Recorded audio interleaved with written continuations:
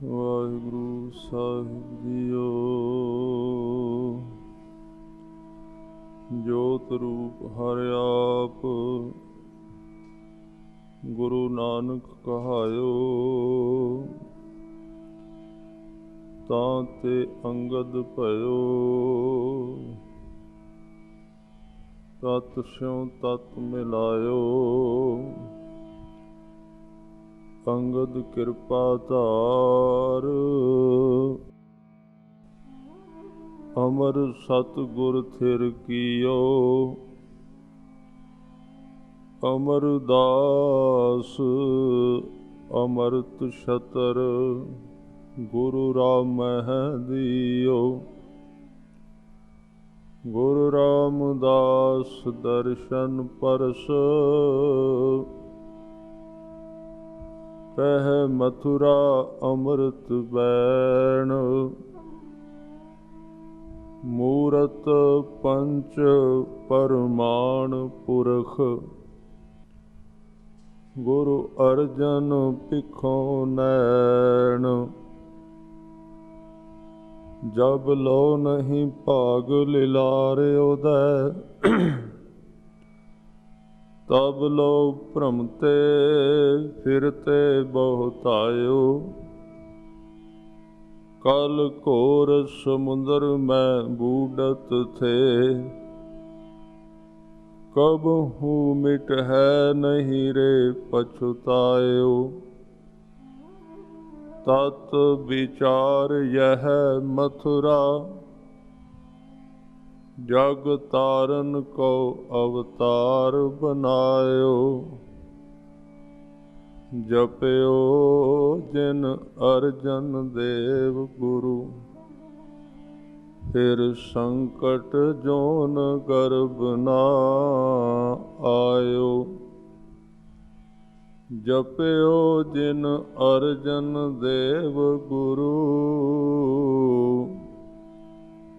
ਫਿਰ ਸੰਕਟ ਜੋਨ ਗਰਭ ਨਾ ਆਇਓ।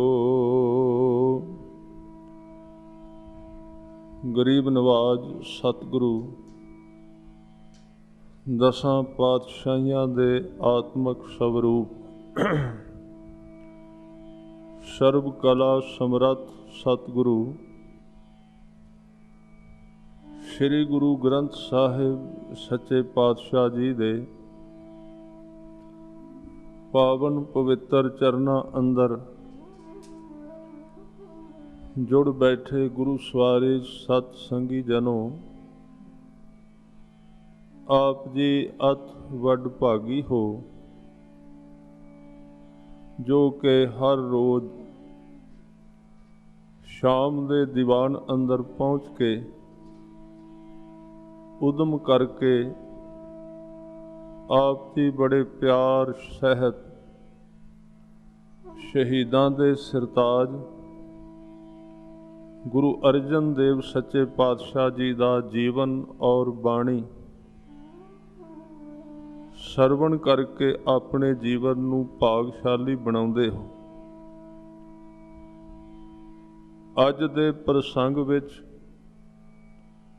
ਜੋ ਕਿ ਗੁਰੂ ਅਰਜਨ ਦੇਵ ਸੱਚੇ ਪਾਤਸ਼ਾਹ ਜੀ ਨੇ ਆਪਣੇ ਪਿਤਾ ਗੁਰੂ ਰਾਮਦਾਸ ਪਾਤਸ਼ਾਹ ਜੀ ਦੇ ਗੁਰੂ ਕਾਲ ਵਿੱਚ 7 ਸਾਲ ਦੀ ਜੋ ਸੇਵਾ ਘਾਲੀ, ਉਸ ਸੇਵਾ ਦਾ ਵਰਣਨ ਆਪਾਂ ਕਰਾਂਗੇ। ਇਹਦੇ ਵਿੱਚੋਂ ਸੇਵਾ ਦੇ ਅਰਥ ਸਪਸ਼ਟ ਹੋਣਗੇ ਕਿ ਕੰਮ ਵਿੱਚ ਔਰ ਸੇਵਾ ਵਿੱਚ ਕਿੰਨਾ ਕੁ ਫਰਕ ਹੈ। ਸਤਿਗੁਰੂ ਨੇ ਨਿਰੰਤਰ ਗੁਰੂ ਗ੍ਰੰਥ ਸਾਹਿਬ ਜੀ ਦੀ ਬਾਣੀ ਵਿੱਚ ਜੋ ਪਾਵਨ ਉਪਦੇਸ਼ ਨੇ, ਆਗਿਆ ਵਿੱਚ ਰਹਿਣਾ, ਪਿਆਰ ਵਿੱਚ ਰਹਿਣਾ ਔਰ ਸੇਵਾ ਕਰਨੀ, ਇਹ ਉਹਨਾਂ ਨੇ ਕਰਕੇ ਦਿਖਾਇਆ ਹੈ। ਆਓ ਸਾਧ ਸੰਗਤ ਸਤਿਗੁਰਾਂ ਦੇ ਜੀਵਨ ਨੂੰ ਵਾਚਣ ਤੋਂ ਪਹਿਲਾਂ ਸਾਰੇ ਅਰਦਾਸ ਵਿੱਚ ਜੁੜੀਏ, ਗੁਰੂ ਗ੍ਰੰਥ ਸਾਹਿਬ ਪਾਤਸ਼ਾਹ ਜੀ ਦੇ ਚਰਨਾਂ ਵਿੱਚ ਝੁਕਾਈਏ ਸੀਸ प्यार सहित फतेह बुलाओ जी। वाहिगुरु जी का खालसा, वाहिगुरु जी की फतेह। सतगुरां ने पावन पवित्र बाणी विच सेवा की परिभाषा की है। आम तौर ते सेवा जो है वो हत्थां नाल कीती जाती है और इस सेवा नूं गुरु घर अंदर बहुत ही महानता है। बहुते गुरसिख इतिहास विच वाचिए वेखिए ते उन्हां दी जिंदगी विच सिमरन दी गल घट आउंदी है। जदों उन्हां दा जीवन इतिहास फरोलने आ ते उन्हां ने सेवा कीती हत्थां नाल, लंगर दी सेवा, भांडियां दी सेवा, होर गुरु घर दे काम जिन्ने भी हन उन्हां विच हिस्सा लिया ते सेवा करके गुरु नूं खुश कर लिया। सेवा कम नहीं है। सेवा दे विच एक सब तो जरूरत जो गुरबाणी विच गिणी है वो ये है कि गुरु की आग्या दे विच रहना, क्योंकि सेवा बहुपक्षी है, कई प्रकार दी है। जिवें आपां गुरुद्वारे आउंदे आ ते गुरुद्वारे विच लंगर विच आपां सेवा करने, कोई इस तरह की वस्तु है जो लंगर विच रस्त है, खराब हो रही, ਉਹਦੇ ਵੱਲ ध्यान करना, सोचना कि ये खराब ना हो जाए। गुरु घर की कोई भी वस्तु है ਉਹਦੇ बारे भावना रखी कि ये गुरु का घर नहीं, ये मेरा ही घर है। इत्थों की हर एक चीज़ नूं अपना समझना ते हित करना एक ये भी मन की सेवा है। मन विच भाव रखना कि मेरे गुरु का जो वस्तुआं ने इन्हां नूं आंच ना आए, इन्हां विच किते घाटा ना पए। ये एक प्रकार की सेवा है। सतगुरां नूं जदों किसी ने पुछया सेवा सब तो चंगी किहड़ी है, क्योंकि मनुख धर्म के खेतर विच वो कारज चुनदा है जिस काम नूं कीतिआं वो जल्दी कामयाब हो जाए। जरूर किसी सिख ने पूछया सेवा किस प्रकार की करां, हत्थां नाल करां, दान करां, इट्टां दी करां, प्रशादियां दी करां, किहड़ी करां। हजूर ने जवाब दिता, कहन लगे सेवा जिहड़ी मर्जी करी, पर उन्हां विच एक ख्याल रखी, सब तो वड्डी सेवा है आग्या सम नहीं साहिब सेवा। जिहदी सेवा करना है ਉਹਦੇ ਉੱਤੇ किते दावा ना जतान लग पई, ਉਹਨੂੰ ਕੱਟਣ ना लग पवे, ਉਹਨੂੰ सिखाउण ना लग पई। बस ਇੱਥੇ आ के सेवा विच ते ਕੰਮ विच फर्क पै गया।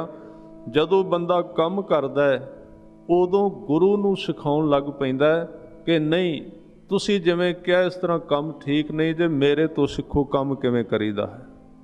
ਅਧਿਕਾਰੀ ਬਣ ਗਿਆ ਵਿਅਕਤੀ, ਜਦੋਂ ਅਧਿਕਾਰ ਜਤਾਉਣਾ ਸ਼ੁਰੂ ਕਰ ਦਿੱਤਾ ਉਹ ਸੇਵਾ ਨਾ ਰਹੀ, ਉਹ ਕੇਵਲ ਕੰਮ ਬਣ ਗਿਆ। ਬਸ ਇਸੇ ਨੂੰ ਅਤ ਜ਼ਰੂਰੀ ਸਮਝਣਾ ਹੈ। ਨਹੀਂ ਤੇ ਸਤਿਗੁਰੂ ਨੇ ਇਹ ਵੀ ਬਚਨ ਕੀਤੇ ਨੇ ਕਿ ਜੇ ਮਤ ਨਾ ਲਈ ਗੁਰੂ ਦੀ, ਕੀਤੀ ਹੋਈ ਸੇਵਾ ਵੀ ਗਵਾਚ ਜਾਏਗੀ। ਸਾਹਿਬ ਦੇ ਬਚਨ ਟੂਕ ਮਾਤਰ ਕਹਾਂ, ਸਾਹਿਬ ਕਹਿੰਦੇ ਮਤ ਥੋੜੀ ਸੇਵ ਗਵਾਈ ਹੈ। ਕਈ ਵਾਰੀ ਮਤ ਘੱਟ ਹੋਵੇ ਤੇ ਮਤ ਦਾ ਮਤਲਬ ਇਹ ਨਹੀਂ ਕਿ ਸੇਵਾ ਕੰਮ ਕਰਨ ਦੀ ਜਾਂਚ ਬਹੁਤੀ ਆਉਂਦੀ ਹੋਵੇ। ਮਤ ਦਾ ਮਤਲਬ ਹੈ ਜਦੋਂ ਸੇਵਾ ਕਰੀਏ ਤੇ ਹੱਕ ਨਾ ਜਤਾਈਏ, ਭਾਣੇ ਵਿੱਚ ਰਹਿ ਕੇ, ਆਗਿਆ ਵਿੱਚ ਰਹਿ ਕੇ, ਬਿਨਾਂ ਕਿਸੇ ਅੰਦਰ ਦੀ ਇੱਛਾ ਤੋਂ ਗੁਰੂ ਦੇ ਹੁਕਮ ਵਿੱਚ ਤੁਰਨਾ, ਇਹ ਸਭ ਤੋਂ ਵੱਡੀ ਸੇਵਾ ਆਗਿਆ ਦੇ ਵਿੱਚ ਰਹਿਣਾ। ਗੁਰੂ ਅਰਜਨ ਦੇਵ ਸੱਚੇ ਪਾਤਸ਼ਾਹ ਜੀ ਨੇ ਸੇਵਾ ਕੀਤੀ ਤੇ ਦੂਸਰੇ ਉਹਨਾਂ ਦੇ ਨਾਲ ਅੱਜ ਆਪਾਂ ਵਿਚਾਰਾਂਗੇ। ਦੋ ਭਰਾ ਹੋਰ ਨੇ, ਉਹਨਾਂ ਵਿੱਚ ਇੱਕ ਨੇ ਬਾਬਾ ਪ੍ਰਿਥੀ ਚੰਦ। ਪ੍ਰਿਥੀ ਚੰਦ ਹੋਰਾਂ ਨੇ ਵੀ सेवा कीती है और उस सेवा का भी जिक्र करना जरूरी है। वैसे तो साध संगत 10 पातशाहियां दे अंदर ये सारियां चीज़ां इउं लगदा है वापरियां तां सन क्योंकि आउण वाले समय वास्ते पूरने पा दिते जाण के बंदा इन्हां राहां ते जा सकदा है। नहीं तो मैं समझना गुरु अर्जन देव सच्चे पातशाह का वड्डा भरा है ਪ੍ਰਿਥੀ ਚੰਦ, गुरु रामदास जी जे चाहुंदे जे उन्हां दा इतिहास पढ़ने आ ते इंज लगदा है कि ਪ੍ਰਿਥੀ चंद गुरु रामदास जी ते तो बाहर सी, हुक्म नहीं सी मनदा, आग्या विच नहीं सी आउंदा ते उन्हां वो बेवस हो गए उन्हूं समझाउण दे विच। एक नज़र नाल वेखीए ते इंज लगदा अपने वड्डे पुत्तर नूं समझाउंदे रहे, दसदे रहे इंज नहीं करीदा, चलाकी नहीं करीदी, सियाणप नहीं करीदी, सरलता नाल सेवा करीदी, भोलेपन नाल करीदी। पर उन्होंने ज्यों-ज्यों समझाते सन वो त्यों-त्यों उहदे तो वध वापस वार करदा सी। जदों इतिहास पढ़ने आ जिन्ना चिर सगों नहीं समझाउंदे ते वो चुप कर रहिंदा है, पर जदों ਪ੍ਰਿਥੀ ਚੰਦ नूं समझाउंदे ने वो उल्टियां इन्नियां गल्लां करदा है भी कई थावां ते इतिहासकारां ने लिखिआ उहने गुरु रामदास जी ते बाबे बुढ़े नूं इन्ना उल्ट बोलिया, वो कहंदे ने इस तक असीं लिख दिता है, ਇਹਦੇ ਤੋਂ ਅੱਗੇ ਸਾਡੀ ਕਲਮ ਜਵਾਬ ਦੇ ਗਈ। ਉਹ ਇੰਨੀਆਂ ਕੁਟਿਲਤਾ ਵਾਲੀਆਂ ਗੱਲਾਂ ਲਿਖ ਹੀ ਨਹੀਂ ਸਕਦੇ, ਇੰਨਾ ਕੁਝ ਉਹ ਬੋਲਿਆ। ਪਰ ਮੈਂ ਸਮਝਣਾ ਵੀ ਜੇ ਚਾਹੁੰਦੇ ਤੇ ਗੁਰੂ ਰਾਮਦਾਸ ਪਾਤਸ਼ਾਹ ਜੀ ਕਰ ਸਕਦੇ ਸਨ, ਉਸ ਨੂੰ ਬਦਲ ਸਕਦੇ ਸਨ।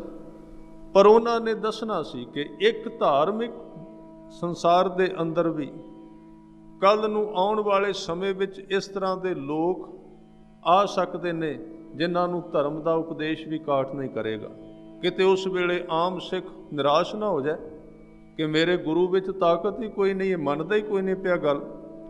ਇਸ ਕਰਕੇ ਜਿਹੜੀਆਂ ਘਟਨਾਵਾਂ 200 ਸਾਲ 400 1000 ਸਾਲ ਬਾਅਦ ਸਿੱਖ ਪਰਿਵਾਰਾਂ ਵਿੱਚ ਵਾਪਰਨੀਆਂ ਸਨ ਕਿ ਕਿਤੇ ਕਿਤੇ ਇਸ ਤਰ੍ਹਾਂ ਦੇ ਲੋਕ ਨੇ ਜੋ ਸਿੱਖਿਆ ਦਿੱਤਿਆਂ ਵੀ, ਪੰਧ ਦਿੱਤਿਆਂ ਵੀ, ਨਸੀਹਤ ਦਿੱਤਿਆਂ ਵੀ ਨਹੀਂ ਮੰਨਦੇ, ਉਹ ਬਾਅਦ ਵਿੱਚ ਆਉਣੇ ਨੇ। ਗੁਰੂ ਨੇ ਪਹਿਲਾਂ ਆਪਣੇ ਪਰਿਵਾਰ ਵਿੱਚ ਵਰਤਾ ਕੇ ਵਿਖਾ ਦਿੱਤਾ ਵੀ ਇਸ ਤਰ੍ਹਾਂ ਦੇ ਲੋਕ ਵੀ ਹਨ ਜਿਨ੍ਹਾਂ ਨੂੰ ਗੁਰੂ ਸਮਝਾਏ ਤੇ ਤਾਂ ਵੀ ਨਹੀਂ ਸਮਝਦੇ। ਸਤਿਗੁਰੂ ਨੇ ਸੇਵਾ ਦੇ ਸੰਬੰਧ ਵਿੱਚ ਖੁਦ ਗੁਰੂ ਰਾਮਦਾਸ ਸੱਚੇ ਪਾਤਸ਼ਾਹ ਜੀ ਨੇ ਬਚਨ ਕੀਤੇ। ਸਾਹਿਬ ਕਹਿੰਦੇ ਨੇ ਸੇਵਾ ਕਰਨੀ, ਰਜਾ ਵਿੱਚ ਰਹਿਣਾ। ਉਹਦੇ ਭਾਣੇ ਵਿੱਚ 2-3 ਸ਼ਬਦ ਉਹਨਾਂ ਦੇ ਸਾਂਝੇ ਕਰਦਿਆਂ ਸਾਹਿਬ ਕਹਿੰਦੇ ਕੀਤਾ ਕਰਨਾ ਸਰਬ ਰਜਾਈ, ਕਿਛ ਕੀਚੈ ਜੇ ਕਰ ਸਕੀਐ, ਆਪਣਾ ਕੀਤਾ ਕਿਛੂ ਨਾ ਹੋਵੈ, ਜਿਉ ਹਰ ਭਾਵੈ ਤਿਉ ਰੱਖੀਐ। ਇਹਨਾਂ ਸ਼ਬਦਾਂ ਨਾਲ ਕੀ ਹੋਵੇਗਾ? ਇਹਨਾਂ ਸ਼ਬਦਾਂ ਨਾਲ ਅੰਦਰਲੀ ਜਿਹੜੀ ਮੈਂ ਦੀ ਭਾਵਨਾ ਤੇ ਸਿਆਣਪ ਹੈ ਉਹ ਟੁੱਟੇਗੀ। ਅੰਦਰ ਇੱਕ ਭਾਵਨਾ ਬਣੇਗੀ ਕਿ ਆਪਣਾ ਕੀਤਾ ਕੁਝ ਨਹੀਂ ਹੋ ਸਕਦਾ। ਇਹ ਉਹਨਾਂ ਨੇ ਜਿਹੜੇ ਸ਼ਬਦ ਸਨ ਸਾਡੇ ਵਾਸਤੇ ਵਰਤੇ ਨੇ, ਸਾਨੂੰ ਸਮਝਾਉਣ ਵਾਸਤੇ। ਹੋਰ ਉਹਨਾਂ ਦੇ ਬਚਨ ਪੜ੍ਹੀਏ। ਸਾਹਿਬ ਕਹਿੰਦੇ ਸੇਵਕ ਸਿੱਖ ਪੂਜਨ ਸਭ ਆਵਹਿ, ਸਭ ਗਾਵਹਿ ਹਰ ਹਰ ਉਤਮ ਬਾਣੀ। ਸਾਰੇ ਸਿੱਖ ਆਉਂਦੇ ਨੇ। ਹੁਣ ਇੱਥੇ ਖਿਆਲ ਰੱਖਣਾ, ਉਹਨਾਂ ਲੋਕਾਂ ਦਾ ਇੱਥੇ ਜ਼ਿਕਰ ਨਹੀਂ ਜਿਹੜੇ ਗੁਰੂ ਕੋਲ ਆਉਂਦੇ ਨਹੀਂ। ਇੱਥੇ ਉਹਨਾਂ ਦੀ ਵਿਆਖਿਆ ਜਿਹੜੇ ਆਉਂਦੇ ਨੇ ਉਹਨਾਂ ਦੇ ਸ਼ਬਦ ਵੱਖਰੇ ਨੇ, ਜਿਨ੍ਹਾਂ ਬਾਰੇ ਗੁਰੂ ਰਾਮਦਾਸ ਪਾਤਸ਼ਾਹ ਜੀ ਕਹਿੰਦੇ ਨੇ ਕਿ ਜਿਨ ਹਰ ਹਿਰਦੈ ਨਾਮ ਨਾ ਬਸਿਓ, ਤਿਨ ਮਾਤ ਕੀਜੈ ਹਰ ਬਾਂਝਾ। ਉਹਨਾਂ ਦੀ ਮਾਂ ਬਾਂਝ ਹੋ ਜਾਂਦੀ, ਇੱਕ ਬਿਮਾਰੀ ਹੈ ਇਸਤਰੀ ਦੀ ਕਿ ਉਹਦੇ ਵੱਲ ਸੰਤਾਨ ਜਨਮ ਨਹੀਂ ਲੈਂਦੀ। ਕਹਿਣ ਲੱਗੇ ਜਿਹੜੇ ਲੋਕ ਨਾਮ ਨਹੀਂ ਜਪਦੇ ਉਹਨਾਂ ਦੀ ਮਾਂ ਬਾਂਝ ਹੋ ਜਾਂਦੀ, ਚੰਗਾ ਸੀ। ਜਿਨ ਹਰ ਹਿਰਦੈ ਨਾਮ ਨਾ ਬਸਿਓ, ਤਿਨ ਮਾਤ ਕੀਜੈ ਹਰ ਬਾਂਝਾ। ਤਿਨ ਸੁਣੀ ਦੇ ਫਿਰੈ ਬਿਨ ਨਾਵੈ, ਉਹ ਖਪ ਖਪ ਮੂਏ ਕਰਾਂਝਾ। ਇੱਥੇ ਜਿਹੜੇ ਬਿਲਕੁਲ ਦੂਰ ਨੇ ਉਹਨਾਂ ਬਾਰੇ ਕਿਹਾ, ਪਰ ਇਸ ਸ਼ਬਦ ਵਿੱਚ ਕਿਹਾ ਜਿਹੜੇ ਸੇਵਕ ਨੇ ਉਹਨਾਂ ਦਾ ਨਾਮ ਲਿਆ, ਸਿੱਖਾਂ ਦਾ ਨਾਮ ਲਿਆ। ਸਾਹਿਬ ਕਹਿੰਦੇ ਸੇਵਕ ਸਿੱਖ ਪੂਜਨ ਸਭ ਆਵੇਂ। ਗੁਰੂ ਦੀ ਪੂਜਾ ਕਰਨ ਵਾਸਤੇ ਸਾਰੇ ਆਉਂਦੇ ਨੇ। ਸਭ ਗਾਵਹਿ ਹਰ ਹਰ ਊਤਮ ਬਾਣੀ। ਇੱਥੋਂ ਤੱਕ ਕਹਿ ਦਿੱਤਾ ਉਹਨਾਂ ਨੂੰ ਬਾਣੀ ਗਾਉਣੀ ਵੀ ਆਉਂਦੀ ਏ। ਇਹਦਾ ਮਤਲਬ ਗਾਉਣ ਦਾ ਮਤਲਬ ਉਹਨਾਂ ਨੂੰ ਕੀਰਤਨ ਕਰਨਾ ਵੀ ਆਉਂਦਾ ਹੈ। ਹੁਣ ਸਾਰਿਆਂ ਨੂੰ ਵਿੱਚ ਲੈ ਲਿਆ ਨਾ। ਇੱਥੇ ਸੁਚੇਤ ਅਲਰਟ ਕੀਤਾ ਹੈ ਕਿ ਜ਼ਰੂਰੀ ਨਹੀਂ ਬੰਦਾ ਧਾਰਮਿਕ ਕਰਮ ਦੀ ਉੱਚਤਾ ਵਿੱਚ ਚਲਾ ਜਾਏ ਤੇ ਤਰ ਗਿਆ, ਉੱਥੇ ਵੀ ਉਹ ਗਲਤੀ ਕਰ ਸਕਦਾ ਹੈ, ਗਲਤ ਰਾਹ ਤੇ ਜਾ ਸਕਦਾ ਹੈ। ਸਾਹਿਬ ਕਹਿੰਦੇ ਸਭ ਗਾਵਹਿ ਹਰ ਹਰ ਊਤਮ ਬਾਣੀ, ਪਰ ਅੱਗੇ ਇੱਕ ਬਚਨ ਕਹਿ ਦਿੱਤਾ, ਕਹਿੰਦੇ ਗਾਵਿਆ ਸੁਣਿਆ ਤਿਨ ਕਾ ਹਰ ਥਾਏ ਪਾਵੈ, ਜਿਨ ਸਤਿਗੁਰ ਕੀ ਆਗਿਆ ਸਤ ਸਤ ਕਰ ਮਾਨੀ। ਹੁਣ ਥਾਏ ਦਾ ਮਤਲਬ ਇਹ ਹੈ ਕਿ ਜਿਹੜੀ ਚੀਜ਼ ਲੇਖੇ ਵਿੱਚ ਪੈ ਜਾਏ, ਅੱਗੇ ਲਿਖੀ ਜਾਏ। ਜੋ ਲਿਖੀ ਨਹੀਂ ਗਈ, ਜਿਵੇਂ ਦੀ ਕੀਤੀ ਉਵੇਂ ਦੀ ਨਾ ਕੀਤੀ, ਇੱਕੋ ਜਿਹੀ ਹੋ ਗਈ। ਕਹਿੰਦੇ ਗਾਵਿਆ ਤੇ ਸੁਣਿਆ, ਸੇਵਾ ਕੀਤੀ, ਜੋ ਵੀ ਅਸੀਂ ਕੀਤਾ ਹੈ ਉਹ ਥਾਂ ਤਾਂ ਪਏਗਾ ਜੇ ਗੁਰੂ ਨੇ ਜੋ ਕੁਝ ਕਿਹਾ। ਅੱਗੇ ਕਿਹਾ ਜੀ ਸਤ ਬਚਨ। ਕਈ ਗੁਰਸਿੱਖਾਂ ਦੇ ਇਹ ਬਚਨ ਘੜੇ ਗਏ ਨੇ ਜ਼ਿੰਦਗੀ ਦਾ ਰਾਹ ਦੱਸਣ ਵਾਸਤੇ। ਕੁਝ ਗੁਰਸਿੱਖਾਂ ਨੂੰ ਕਹਿੰਦੇ ਨੇ ਸਤ ਬਚਨੀ ਸਿੱਖ ਹੈ। ਜਿਹੜੀ ਗੱਲ ਉਹ ਕਹੇਗਾ ਸਤ ਬਚਨ, ਜੋ ਕੁਝ ਕਹਿੰਦੇ ਉਹ ਠੀਕ ਹੈ। ਵੈਸੇ ਇਹ ਔਖਾ ਬਹੁਤ ਹੈ, ਸਿਰਫ ਸ਼ਬਦਾਂ ਤੱਕ ਸੀਮਤ ਨਹੀਂ। ਮੂੰਹ ਅਸੀਂ ਕਹਿ ਦਿਆਂਗੇ ਸਤ ਬਚਨ, ਸਤ ਬਚਨ, ਜੋ ਆਗਿਆ ਜਿਵੇਂ ਤੁਹਾਡਾ ਹੁਕਮ ਹੈ। ਅੰਦਰਲੇ ਥਾਂ ਤੇ ਇੱਕ ਬੰਦੇ ਦੀ ਮਰਜ਼ੀ ਹੈ, ਉਹ ਮਰਜ਼ੀ ਨਹੀਂ ਟੁੱਟਦੀ, ਉਹਨੂੰ ਹੀ ਤੋੜਨਾ ਹੈ। ਇਸ ਕਰਕੇ ਜਿਹਨੂੰ ਸਤਿਗੁਰੂ ਸਿੱਖ ਬਣਾਉਣਾ ਚਾਹੁੰਦੇ ਨੇ, ਉਹਨੂੰ ਜਿਹੜੀ ਵੀ ਸੇਵਾ ਦੱਸਦੇ ਨੇ, ਪਹਿਲਾਂ ਇੱਕ ਸੇਵਾ ਦੱਸਦੇ ਨੇ, ਫਿਰ ਕਹਿੰਦੇ ਨੇ ਸੇਵਾ ਤੂੰ ਠੀਕ ਨਹੀਂ ਕੀਤੀ। ਉਹਨੂੰ ਹੋਰ ਸਿਖਾਉਣਾ ਚਾਹੁੰਦੇ, ਹੋਰ ਤੋੜਨਾ ਚਾਹੁੰਦੇ, ਹੋਰ। ਕਿਉਂਕਿ ਅਸਲ ਵਿੱਚ ਬੰਦਾ ਜਿੰਨਾ ਚਿਰ ਅੰਦਰੋਂ, ਮੈਂ ਪਹਿਲਾਂ ਇੱਕ ਦਿਨ ਬੇਨਤੀ ਕੀਤੀ ਸੀ, ਅੰਦਰੋਂ ਬਿਲਕੁਲ ਮਹਿਸੂਸ ਨਹੀਂ ਕਰਦਾ ਕਿ ਮੇਰੇ ਕੀਤਿਆਂ ਕੁਝ ਹੋ ਸਕਦਾ ਹੈ, ਉਹਨਾਂ ਚਿਰ ਪਰਮਾਤਮਾ ਉਹਦੇ ਜੀਵਨ ਵਿੱਚ ਕੁਝ ਨਹੀਂ ਕਰਦਾ। ਉਹਨੂੰ ਤੋੜਨਾ ਹੈ, ਕਰਾ ਕਰਾ ਕੇ ਇੱਥੇ ਲੈ ਆਉਣਾ ਕਿ ਮੈਂ ਕਰ ਕੁਝ ਨਹੀਂ ਸਕਦਾ। ਕਰਾਈ ਜਾਣਾ, ਪਹਿਲਾਂ ਕਰਨਾ ਸਭ ਕੁਝ। ਤਾਂ ਸਤਿਗੁਰੂ ਨੇ ਇੱਥੇ ਸੇਵਾ ਦੇ ਅਰਥ ਦੱਸੇ। ਗੁਰੂ ਰਾਮਦਾਸ ਜੀ ਨੇ ਕਹਿਣ ਲੱਗੇ ਆਗਿਆ ਵਿੱਚ ਰਹਿ ਕੇ ਸੇਵਾ ਕਰਨੀ ਸਿੱਖ। ਜੇ ਤੂੰ ਆਗਿਆ ਤੋਂ ਬਾਹਰ ਗਿਓ ਤੇ ਸੇਵਾ ਕੰਮ ਬਣ ਜਾਏਗਾ। ਮੈਂ ਦੋਵਾਂ ਬਿਰਤੀਆਂ ਨੂੰ ਨਾਲ ਲੈ ਕੇ ਤੁਰਨ ਦਾ ਯਤਨ ਕਰਾਂਗਾ। ਇੱਕ ਪਾਸੇ ਗੁਰੂ ਅਰਜਨ ਦੇਵ ਜੀ ਸੇਵਾ ਕਰਦੇ ਨੇ, ਇੱਕ ਪਾਸੇ ਪ੍ਰਿਥੀ ਚੰਦ ਸੇਵਾ ਕਰਦਾ ਹੈ। ਫਰਕ ਬੜਾ ਵੱਡਾ ਦੋਵਾਂ ਦੇ ਵਿੱਚ। ਹਾਲਾਂਕਿ ਇਤਿਹਾਸ ਵਿੱਚ ਲਿਖਿਆ ਹੈ ਪ੍ਰਿਥੀ ਚੰਦ ਪ੍ਰਬੰਧਕ ਬਹੁਤ ਵੱਡਾ ਸੀ। ਖਿਆਲ ਕਰੋ, ਪ੍ਰਬੰਧਕ ਬੜਾ ਵੱਡਾ ਸੀ। ਅਸੀਂ ਕਈ ਵਾਰੀ ਪ੍ਰਬੰਧ ਦੇ ਮਾਮਲੇ ਵਿੱਚ ਵੀ ਅਸੀਂ ਮੈਂ ਦੀ ਦੁਨੀਆ ਵਿੱਚ ਚਲੇ ਜਾਂਦੇ ਹਾਂ ਕਿ ਮੇਰੇ ਵਰਗਾ ਪ੍ਰਬੰਧ ਕੌਣ ਕਰੇ, ਮੇਰੇ ਵਰਗਾ ਪ੍ਰਬੰਧ ਕੌਣ ਕਰੇ। ਪਰ ਇਸ ਘਰ ਵਿੱਚ ਤੇ ਇਹਨੂੰ ਥਾਂ ਹੀ ਕੋਈ ਨਹੀਂ ਹੈ। ਇਸ ਘਰ ਦੇ ਵਿੱਚ ਤੇ ਇਸ ਥਾਂ ਨੂੰ ਕੋਈ ਵੀ ਥਾਂ ਨਹੀਂ ਇਸ ਬਿਰਤੀ ਨੂੰ ਕਿ ਜਿਵੇਂ ਦਾ ਮੈਂ ਕਰ ਸਕਣਾ ਹੋਰ ਕੋਈ ਨਹੀਂ ਕਰ ਸਕਦਾ। ਆ ਦੋ ਗੁਰਸਿੱਖਾਂ ਦਾ ਜ਼ਿਕਰ ਆਉਂਦਾ, ਨਾਲ ਨਾਲ ਸਿੱਖਾਂ ਦੇ ਜੀਵਨ ਵੀ ਆਪਾਂ ਲਵਾਂਗੇ। ਗੁਰੂ ਅਰਜਨ ਦੇਵ ਜੀ ਦੇ ਦਰਬਾਰ ਦੇ ਵਿੱਚ ਕੀਰਤਨ ਕਰਦੇ ਸਨ ਤੇ ਕੀਰਤਨ ਬੜਾ ਸੋਹਣਾ ਕਰਦੇ ਸਨ। ਭਾਈ ਸੱਤਾ ਤੇ ਬਲਵੰਡ ਕੀਰਤਨ ਬੜਾ ਸੋਹਣਾ ਕਰਦੇ ਨੇ। ਤੇ ਗੁਰੂ ਅਰਜਨ ਦੇਵ ਪਾਤਸ਼ਾਹ ਜੀ ਉਦੋਂ ਗੱਦੀ ਤੇ ਬੈਠ ਗਏ ਸਨ। ਪ੍ਰਿਥੀ ਚੰਦ ਹਰ ਇੱਕ ਚਾਲ ਵਰਤ ਰਿਹਾ ਸੀ ਕਿ ਸਤਿਗੁਰਾਂ ਦੇ ਕੋਲ ਸੰਗਤ ਆਉਣੀ ਬੰਦ ਹੋ ਜਾਏ। ਹਰ ਇੱਕ ਵਸੀਲਾ ਵਰਤ ਰਿਹਾ ਸੀ। ਉਹਨੇ ਜਾ ਕੇ ਸੱਤੇ ਤੇ ਬਲਵੰਡੇ ਨੂੰ ਇੱਕ ਭੁਲੇਖਾ ਪਾ ਦਿੱਤਾ। ਕਈ ਵਾਰੀ ਲੋਕ ਭੁਲੇਖਾ ਪਾ ਦਿੰਦੇ ਨੇ। ਉਹਨੇ ਇੱਕ ਭੁਲੇਖਾ ਪਾ ਦਿੱਤਾ। ਉਹ ਭੁਲੇਖਾ ਸੀ, ਕਹਿਣ ਲੱਗੇ ਭਾਈ ਸੱਤਾ ਤੇ ਬਲਵੰਡ, ਤੁਹਾਨੂੰ ਪਤਾ ਹੈ ਤੁਹਾਡੇ ਵਰਗਾ ਕੀਰਤਨ ਕੋਈ ਨਹੀਂ ਕਰਦਾ। ਹਾਲਾਂਕਿ ਕੀਰਤਨ ਕਰਨਾ ਉੱਚ ਭਗਤੀ ਏ। ਉਹਨੂੰ ਭਲਾ ਕਿਹਾ ਗਿਆ ਬਾਣੀ ਵਿੱਚ, ਭਲੋ ਭਲੋ ਰੇ ਕੀਰਤਨੀਆਂ। ਤੁਹਾਡੇ ਵਰਗਾ ਕੀਰਤਨ ਕੋਈ ਨਹੀਂ ਕਰਦਾ। ਉਹਨਾਂ ਕਿਹਾ ਜੀ ਦੱਸੋ। ਕਹਿਣ ਲੱਗੇ ਦੱਸਣਾ ਕੀ ਏ? ਅਰਜਨ ਦੇਵ ਗੁਰੂ ਬਣ ਕੇ ਬੈਠਾ ਹੈ, ਉਹਦੇ ਕੋਲ ਸੰਗਤ ਤਾਂ ਆਉਂਦੀ ਹੈ, ਤੁਹਾਡੀ ਰਬਾਬ ਵੱਜਦੀ ਏ, ਤੁਸੀਂ ਸ਼ਬਦ ਗਾਉਂਦੇ ਹੋ, ਤੁਸੀਂ ਕੱਲ ਤੋਂ ਸ਼ਬਦ ਗਾਉਣੇ ਬੰਦ ਕਰ ਦਿਓ ਤੇ ਸੰਗਤ ਆਉਣੀ ਬੰਦ ਹੋ ਜਾਏਗੀ। ਸੰਗਤ ਤੇ ਤੁਹਾਡੇ ਕਰਕੇ ਆਉਂਦੀ ਹੈ। ਹੁਣ ਇਹ ਬਾਹਰੋਂ, ਇਹਨੂੰ ਕਹਿੰਦੇ ਨੇ ਕਈ ਵਾਰੀ ਬੰਦਾ ਸੰਗਤ ਕਰ ਪਵੇ ਨਾ, ਬਾਹਰੋਂ ਸੰਗਤ ਕਰ ਜਾਏ ਤੇ ਉਹ ਸੰਗਤ ਉਹਨੂੰ ਤੋੜ ਕੇ ਰੱਖਦੀ, ਕੁਸੰਗਤ ਉਹਨੂੰ ਤੋੜ ਦਿੰਦੀ। ਪ੍ਰਿਥੀ ਚੰਦ ਦੀ ਚਾਲ ਸੀ। ਉਹਨੇ ਕਿਹਾ ਮਾਇਆ ਮੇਰੇ ਤੋਂ ਲਵੋ ਜਿੰਨੀ ਲੈਣੀ। ਅਰਜਨ ਦੇਵ ਕੋਲ ਕੀ ਹੈ? ਪੈਸਾ ਉਹਦੇ ਕੋਲ ਨਹੀਂ, ਮੇਰੇ ਕੋਲ ਸਭ ਕੁਝ ਹੈ, ਤੁਸੀਂ ਮੇਰੇ ਤੇ ਲਓ। ਇਹਨਾਂ ਨੇ ਕੀਰਤਨ ਕਰਨਾ ਬੰਦ ਕਰ ਦਿੱਤਾ। ਥੋੜੀ ਜਿਹੀ ਇਹਨਾਂ ਨੂੰ ਜ਼ਰੂਰਤ ਸੀ, ਪੈਸੇ ਜ਼ਿਆਦਾ ਮੰਗ ਲੈ। ਇਹਨਾਂ ਨੇ ਜਵਾਬ ਦੇ ਦਿੱਤਾ। ਗੁਰੂ ਅਰਜਨ ਦੇਵ ਜੀ ਮਨਾਉਣ ਵੀ ਗਏ। ਜਦੋਂ ਮਨਾਉਣ ਗਏ ਤੇ ਇਹਨਾਂ ਨੂੰ ਹੋਰ ਮਹਿਸੂਸ ਹੋਇਆ ਵੀ ਸਾਡੇ ਬਿਨਾਂ ਚੱਲਦਾ ਨਹੀਂ, ਸਾਡੇ ਤੋਂ ਬਿਨਾਂ ਕਾਰਜ ਕਿਵੇਂ ਚੱਲੇਗਾ। ਜਵਾਬ ਦੇ ਦਿੱਤਾ। ਅਖੀਰ ਨੂੰ ਗੁਰੂ ਅਰਜਨ ਦੇਵ ਜੀ ਨੇ ਕਹਿ ਦਿੱਤਾ, ਜਿਹੜਾ ਇਹਨਾਂ ਦਾ ਕੀਰਤਨ ਸੁਣੇਗਾ ਉਹ ਮੇਰਾ ਸਿੱਖ ਨਹੀਂ ਹੋਵੇਗਾ। ਜਿਹੜਾ ਇਹਨਾਂ ਤੋਂ ਕੀਰਤਨ ਸੁਣੇਗਾ। ਹੋਰ ਇੱਥੋਂ ਤੱਕ ਸਖਤ ਸ਼ਬਦ ਵੀ ਵਰਤੇ ਨੇ ਕਿ ਉਹਨਾਂ ਨੂੰ ਗੁਰੂ ਸਾਹਿਬ ਨੇ ਅਫਾਰੇ ਦਾ ਵੀ ਬਚਨ ਕਿਹਾ ਸੀ ਵੀ ਆਫਰ ਗਏ ਨੇ ਹੰਕਾਰ ਨਾਲ। ਇਹ ਸਮਾਂ ਲੰਘਦਾ ਗਿਆ, ਪਰ ਪੂਰੇ ਗੁਰੂ ਤੋਂ ਦੂਰ ਜਾ ਕੇ ਤ੍ਰਿਪਤੀ ਕਿੱਥੇ। ਲੋਕਾਂ ਨੇ ਫਿਟਕਾਰਨਾ ਸ਼ੁਰੂ ਕਰ ਦਿੱਤਾ, ਮੂੰਹ ਲਾਉਣਾ ਬੰਦ ਕਰ ਦਿੱਤਾ, ਘਰ ਬੈਠ ਗਏ, ਅੰਦਰ ਖਾਲੀ ਪ੍ਰਤੀਤ ਹੋਣ ਲੱਗ ਪਿਆ। ਤੇ ਅਖੀਰ ਨੂੰ ਲਾਹੌਰ ਦੇ ਵਿੱਚ ਇੱਕ ਸਿੱਖ ਰਹਿੰਦਾ ਸੀ, ਭਾਈ ਲੱਦਾ, ਉਹਦਾ ਨਾਮ ਸੀ ਪਰਉਪਕਾਰੀ, ਦੂਜੇ ਦੇ ਵਾਸਤੇ ਉਪਕਾਰ ਕਰਦਾ ਸੀ। ਉਹਦੇ ਕੋਲ ਗਏ, ਕਹਿਣ ਲੱਗੇ, ਭਾਈ ਲੱਦਿਆ ਸਾਨੂੰ ਬਖਸ਼ਾ, ਕਿਉਂਕਿ ਇਹਨਾਂ ਨੇ ਆਪਣੀ ਰਸਨਾ ਤੋਂ ਗੁਰੂ ਨਾਨਕ ਦੇਵ ਸੱਚੇ ਪਾਤਸ਼ਾਹ ਜੀ ਦੀ ਨਿੰਦਿਆ ਕੀਤੀ ਸੀ। ਇਹ ਮੈਂ ਜਤਾ ਦਿੱਤੀ। ਤਾਂ ਹੀ ਕਹਿੰਦੇ ਨੇ ਸਤਿਗੁਰਾਂ ਨੇ ਇੱਕ ਉਪਦੇਸ਼ ਦਿੱਤਾ ਹੈ। ਕਹਿਣ ਲੱਗੇ, ਤੂੰ ਭਾਵੇਂ ਸਧਾਰਨ ਸਿੱਖ ਹੈ, ਮਨਮੁਖ ਦੀ ਸੰਗਤ ਨਾ ਕਰੀ। ਮਨਮੁਖ ਦੀ ਸੰਗਤ ਕਰੇਗਾ ਤੇ ਉਹਦੇ ਵਾਲੀ ਤਸੀਰ ਤੇਰੇ ਵਿੱਚ ਆ ਜਾਣੀ।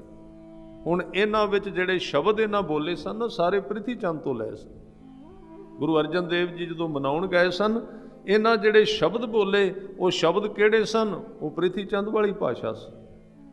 ਉਹਦੇ ਵਿੱਚ ਇਹਨਾਂ ਨੇ ਕਿਹਾ ਸੀ, ਜੇ ਮਰਦਾਨਾ ਰਬਾਬ ਨਾ ਵਜਾਉਂਦਾ ਤੇ ਗੁਰੂ ਨਾਨਕ ਨੂੰ ਕਿੰਨੇ ਪੂਜਣਾ ਸੀ। ਜੇ ਮਰਦਾਨਾ ਰਬਾਬ ਨਾ ਵਜਾਉਂਦਾ ਤੇ ਗੁਰੂ ਅੰਗਦ ਦੇਵ ਕੋਲ ਕਿੰਨੇ ਆਉਣਾ ਸੀ। ਸਤਿਗੁਰੂ ਉੱਠ ਕੇ ਆ ਗਏ, ਕਹਿਣ ਲੱਗੇ, ਮੈਂ ਆਪਣੀ ਤੌਹੀਨ ਬਰਦਾਸ਼ਤ ਕਰ ਸਕਣਾ, ਗੁਰੂ ਨਾਨਕ ਦੀ ਨਹੀਂ।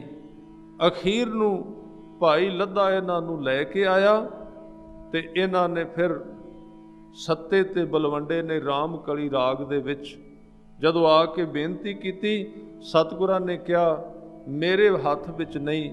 ਇਹਨਾਂ ਨੇ ਗੁਰੂ ਨਾਨਕ ਦੀ ਨਿੰਦਿਆ ਕੀਤੀ ਏ। ਜਿਸ ਰਸਨਾ ਨਾਲ ਨਿੰਦਿਆ ਕੀਤੀ ਉਹਦੇ ਨਾਲ ਉਸਤਤ ਕਰੋ ਤਾਂ ਭਲਾ ਹੋਵੇਗਾ। ਫਿਰ ਇਹਨਾਂ ਨੇ ਰਾਮ ਕਲੀ ਕੀ ਵਾਰ ਉਚਾਰਨ ਕੀਤੀ, ਉਹਦੇ ਵਿੱਚ ਇਹਨਾਂ ਨੇ ਉਸਤਤ ਕੀਤੀ, ਵਡਿਆਈ ਕੀਤੀ। ਮੈਂ ਬੇਨਤੀ ਜਿਹੜੀ ਕਰ ਰਿਹਾ ਸਾਂ ਸਾਧ ਸੰਗਤ, ਗੁਣ ਕਿੰਨਾ ਵੱਡਾ ਸੀ, ਹੰਕਾਰ ਨੇ ਮੈਲਾ ਕਰ ਦਿੱਤਾ। ਇਸ ਕਰਕੇ ਸੰਸਾਰੀ ਬੰਦੇ ਨੂੰ ਇਸ ਧਿਆਨ ਰੱਖਣ ਦੀ ਇੰਨੀ ਜ਼ਰੂਰਤ ਨਹੀਂ ਕਿ ਹੰਕਾਰ ਮੇਰੇ ਵਿੱਚ ਨਾ ਆ ਜਾਏ। ਧਾਰਮਿਕ ਬੰਦੇ ਨੂੰ ਇਸ ਤੋਂ ਕਿਤੇ ਵੱਧ ਜ਼ਰੂਰਤ ਹੈ। ਗੁਰੂ ਅਰਜਨ ਦੇਵ ਸੱਚੇ ਪਾਤਸ਼ਾਹ ਜੀ ਦੇ ਨਾਲ ਜਦੋਂ ਸੇਵਾ ਕਰਦੇ ਨੇ, ਉਹਨਾਂ ਦਾ ਵਿਰੋਧੀ ਵੱਡਾ ਭਰਾ ਕੰਮ ਉਹ ਵੀ ਕਰਦਾ ਹੈ। ਔਰ ਗੁਰੂ ਅਰਜਨ ਦੇਵ ਜੀ ਤੇ ਬੜਾ ਘੱਟ ਮਿਲਵਰਤਨ ਕਰਦੇ ਨੇ ਲੋਕਾਂ ਨਾਲ। ਇਤਿਹਾਸ ਵਿੱਚ ਇੱਥੋਂ ਤੱਕ ਲਿਖਿਆ ਹੈ, ਜਿੰਨੀ ਸੰਗਤ ਆਉਂਦੀ ਸੀ, ਪ੍ਰਿਥੀ ਚੰਦ ਸਵੇਰੇ ਉੱਠ ਪੈਂਦਾ ਸੀ, ਹਰ ਇੱਕ ਬੰਦੇ ਨੂੰ ਮਿਲਣਾ, ਹਰ ਇੱਕ ਨਾਲ ਗੱਲ ਕਰਨੀ, ਨਿਤਨੇਮ ਕਰਨਾ।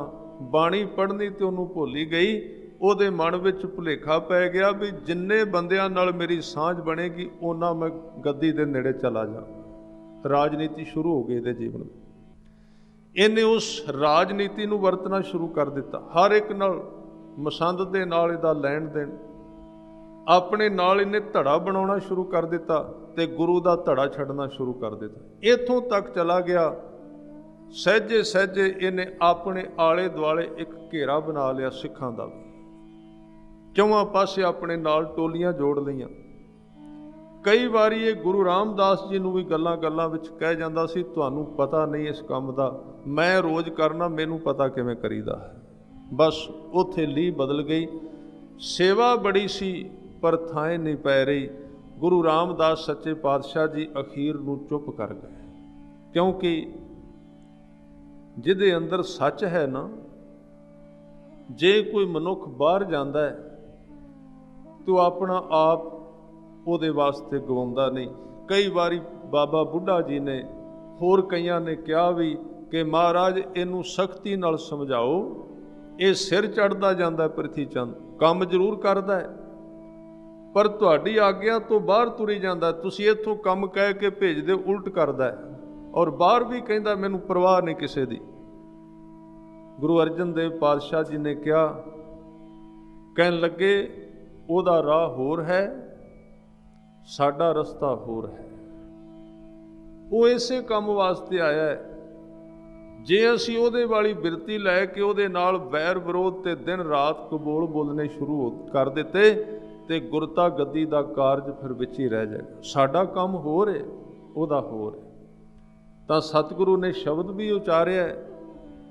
ਫਿਰ ਸਿੱਖਾਂ ਨੇ ਪੁੱਛਿਆ, ਜੇ ਕੋਈ ਧਰਮੀ ਬੰਦੇ ਦੀ ਨਿੰਦਿਆ ਕਰਦਾ ਹੈ ਤੇ ਉਹਦਾ ਜਵਾਬ ਕਿਵੇਂ ਦੇਵੇ? ਧਿਆਨ ਦੇਣਾ, ਇਹ ਸ਼ਬਦ ਹੈ ਗੁਰੂ ਰਾਮਦਾਸ ਜੀ ਦਾ।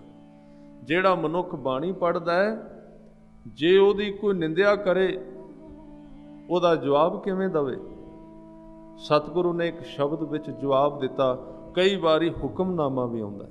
ਸਾਹਿਬ ਕਹਿੰਦੇ, ਨਾਮ ਜਪਣ ਵਾਲੇ ਦੀ ਜੇ ਉਹ ਅਸਲ ਵਿੱਚ ਨਾਮ ਜਪਦਾ ਹੈ, ਜੇ ਉਹ ਅਸਲ ਵਿੱਚ ਜੁੜਿਆ ਹੋਇਆ ਹੈ, ਜੇ ਕੋਈ ਮਨੁੱਖ ਨਿੰਦਿਆ ਕਰੇ ਤੇ ਉਹ ਬੰਦਾ ਨਾਮ ਜਪਣ ਵਾਲਾ ਆਪਣਾ ਸੁਭਾਅ ਨਾ ਗਵਾਏ, ਉਹ ਭਾਵ ਵਾਪਸੀ ਨਿੰਦਿਆ ਨਾ ਕਰੇ।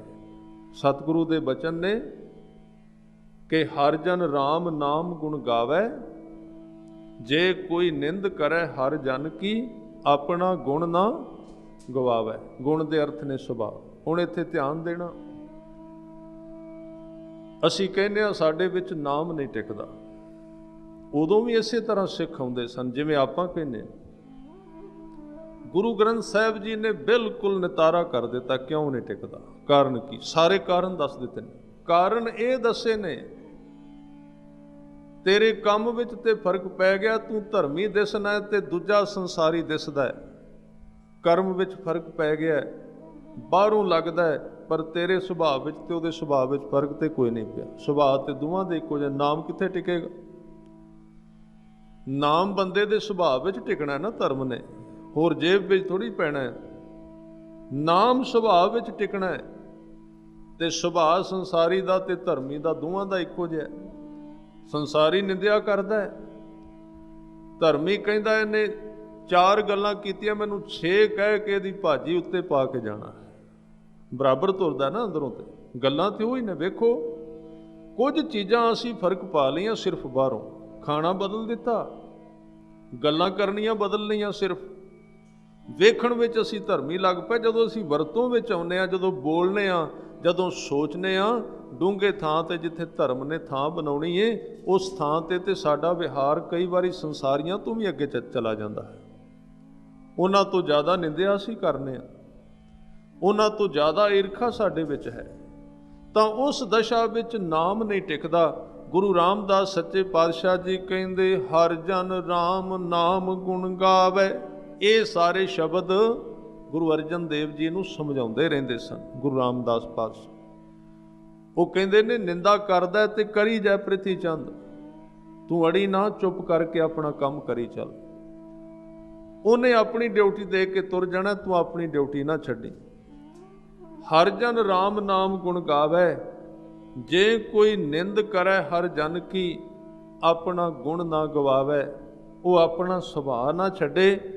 ਇਹ ਉਪਦੇਸ਼, ਇਹ ਸਿੱਖਿਆਵਾਂ ਗੁਰੂ ਅਰਜਨ ਦੇਵ ਸੱਚੇ ਪਾਤਸ਼ਾਹ ਜੀ ਨੇ ਆਗਿਆ ਜਾਣ ਕੇ ਆਪਣੀ ਜ਼ਿੰਦਗੀ ਦੇ ਵਿੱਚ ਧਾਰਨ ਕਰ ਲਈ। ਹੁਣ ਦੋਹਾਂ ਪਾਸੇ ਸਮਾਂ ਲੰਘਦਾ ਗਿਆ। ਗੁਰੂ ਰਾਮਦਾਸ ਜੀ ਨੂੰ 6 ਕੁ ਸਾਲ ਹੋ ਗਏ ਗੁਰਤਾ ਗੱਦੀ ਤੇ ਬੈਠਿਆ। ਦੋਵੇਂ ਭਰਾ ਆਪੋ ਆਪਣੀ ਥਾਂ ਤੇ ਸੇਵਾ ਕਰੀ ਜਾਂਦੇ ਨੇ। ਅਜੇ ਗੁਰੂ ਅਰਜਨ ਦੇਵ ਜੀ ਬਹੁਤੇ ਲੋਕਾਂ ਵਿੱਚ ਵਰਤਦੇ ਨਹੀਂ, ਪ੍ਰਿਥੀ ਚੰਦ ਵਰਤਦਾ ਹੈ। ਇਹਦੇ ਚੱਲਦਿਆਂ ਚੱਲਦਿਆਂ ਗੁਰੂ ਰਾਮਦਾਸ ਜੀ ਦੇ ਇੱਕ ਰਿਸ਼ਤੇਦਾਰੀ ਵਿੱਚ ਤਾਏ ਦੇ ਪੁੱਤਰ ਦੀ ਸ਼ਾਦੀ ਆ ਜਾਂਦੀ ਹੈ। ਭਾਈ ਸਿਹਾਰੀ ਮਲ ਦੇ ਲੜਕੇ ਦੀ ਸ਼ਾਦੀ ਆਉਂਦੀ। ਉਹ ਅੰਮ੍ਰਿਤਸਰ ਚੱਲ ਕੇ ਆਉਂਦਾ। ਉਹਨੇ ਆ ਕੇ ਮਿਲ ਕੇ ਬੇਨਤੀ ਕੀਤੀ, ਮਹਾਰਾਜ ਤੁਸੀਂ ਮੇਰੇ ਲੜਕੇ ਦੀ ਸ਼ਾਦੀ ਵਿੱਚ ਲਾਹੌਰ ਚਰਨ ਪਾਓ, ਮੇਰੇ ਘਰ ਆਓ, ਤੁਸੀਂ ਕਿਰਪਾ ਕਰੋ। ਹੁਣ ਇਹ ਵਕਤ ਸੀ ਪ੍ਰੀਖਿਆ ਦਾ।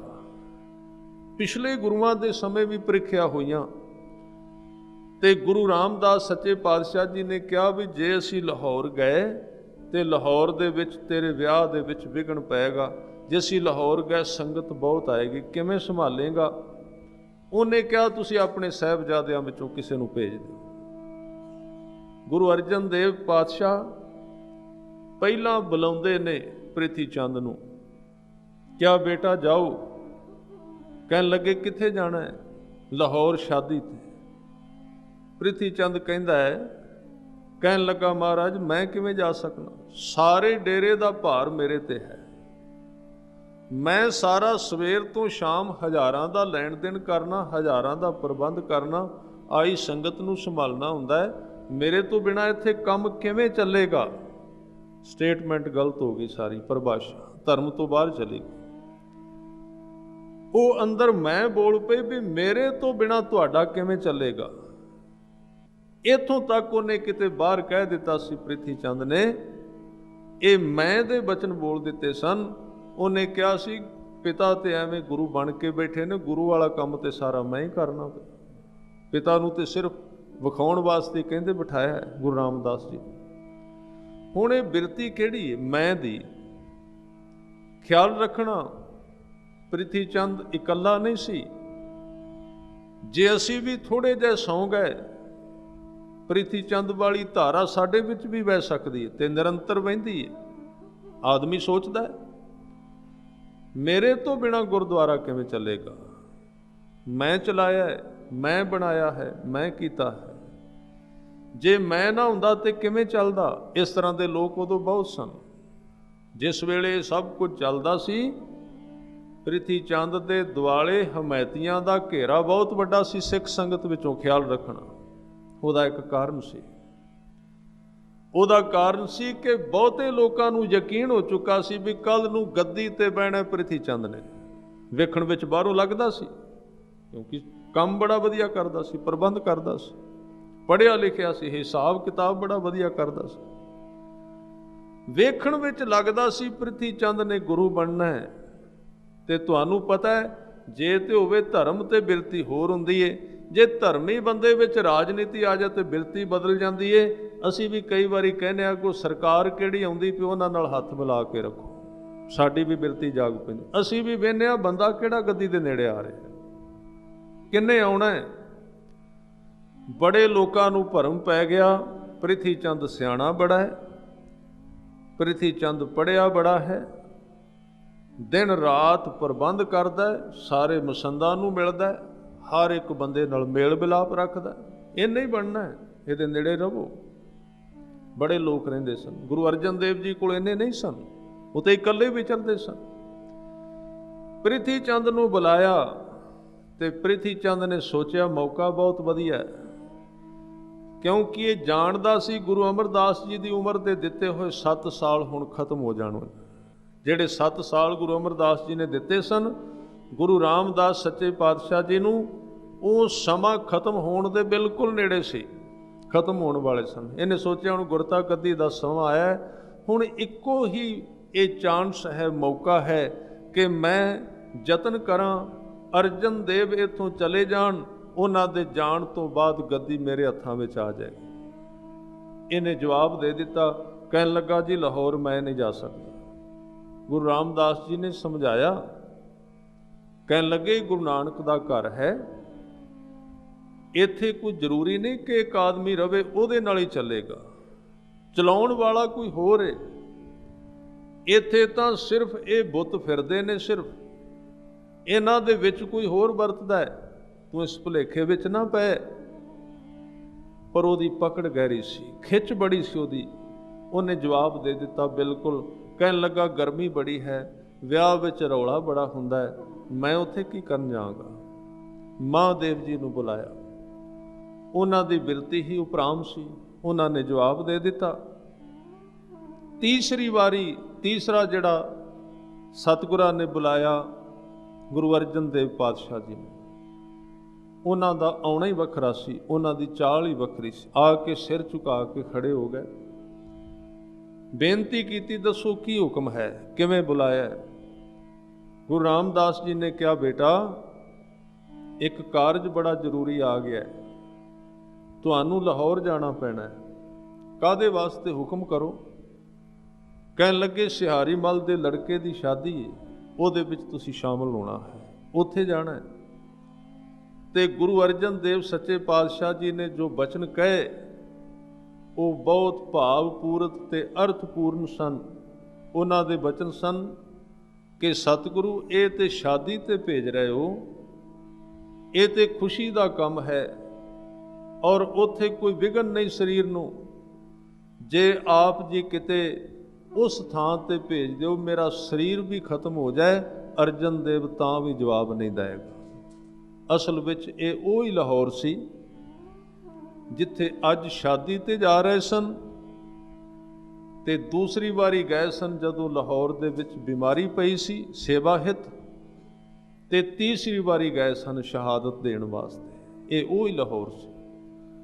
ਸਤਿਗੁਰਾਂ ਨੇ ਜਦੋਂ ਇਹ ਬਚਨ ਕਹੇ ਕਿ ਆਪ ਜੇ ਆਗਿਆ ਦੇਵੋ ਤੇ ਬਿਖਮ ਕਾਰਜ ਵਾਸਤੇ ਵੀ ਮੈਂ ਨਾ ਨਹੀਂ ਕਰਾਂਗਾ, ਕਿਉਂਕਿ ਮੇਰੀ ਕੀ ਔਕਾਤ, ਮੈਂ ਤੁਹਾਡੇ ਅੱਗੇ ਨਾ ਕਰਦਿਆਂ ਸੇਵਾ ਦੇ ਅਰਥ ਹੀ ਤੁਸਾਂ ਇਹ ਸਮਝਾਏ ਨੇ ਕਿ ਜਿਨ ਸਤਿਗੁਰ ਕੀ ਆਗਿਆ ਸਤ ਸਤ ਕਰ ਮਾਨੀ।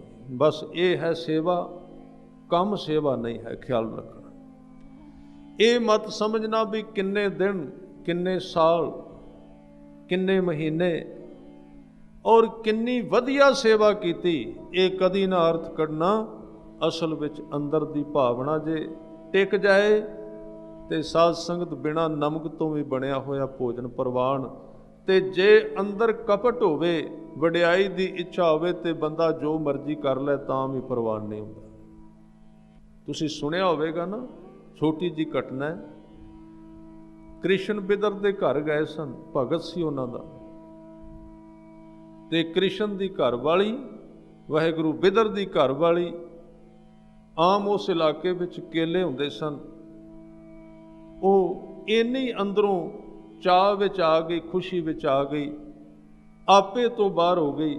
ਕੇਲੇ ਲੈ ਕੇ ਆਈ ਤੇ ਕੇਲਾ ਛਿੱਲ ਕੇ ਛਿੱਲੜਾਂ ਕ੍ਰਿਸ਼ਨ ਨੂੰ ਦੇ ਜਾਂਦੀ ਹੈ ਤੇ ਗੁੱਦਾ ਬਾਹਰ ਵਗਾਈ ਜਾਂਦੀ, ਛਿੱਲੜਾਂ ਦੇ ਜਾਂਦੀ। ਕ੍ਰਿਸ਼ਨ ਨੇ ਛਿੱਲੜਾਂ ਖਾਧੀਆਂ, ਕੇਲਾ ਉਹਨੇ ਸਿੱਟ ਦਿੱਤਾ। ਬਾਹਰੋਂ ਬਿਦਰ ਆਏ, ਉਹਨੇ ਬਾਂਹ ਫੜ ਲਈ, ਝਿੜਕਿਆ,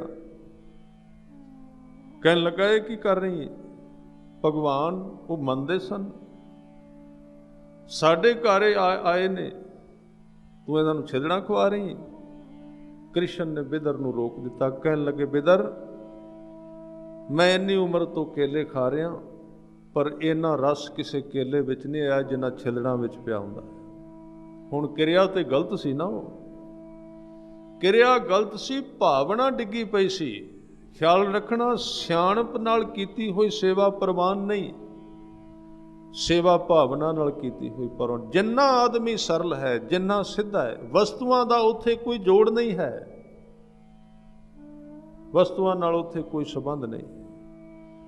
ਆਗਿਆ ਵਿੱਚ ਰਹਿਣਾ ਸੇਵਾ। ਤੇ ਗੁਰੂ ਅਰਜਨ ਦੇਵ ਸੱਚੇ ਪਾਤਸ਼ਾਹ ਜੀ ਨੇ ਸਿਰ ਝੁਕਾ ਦਿੱਤਾ।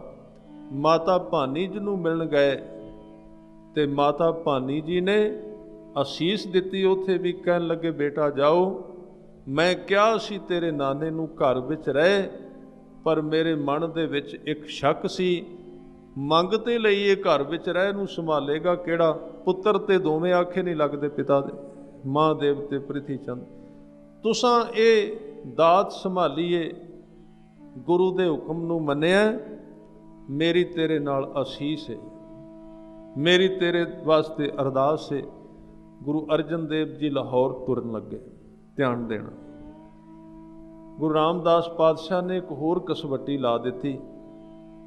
ਕਹਿਣ ਲੱਗੇ ਅਰਜਨ ਦੇਵ, ਜਿੰਨਾ ਚਿਰ ਮੈਂ ਬੁਲਾਵਾਂ ਨਾ ਉਨਾ ਚਿਰ ਆਉਣਾ ਨਹੀਂ, ਸੱਦਾ ਨਾ ਜਿੰਨਾ ਚਿਰ ਉਹਨਾਂ ਵਾਪਸ ਨਹੀਂ ਮੁੜਨਾ।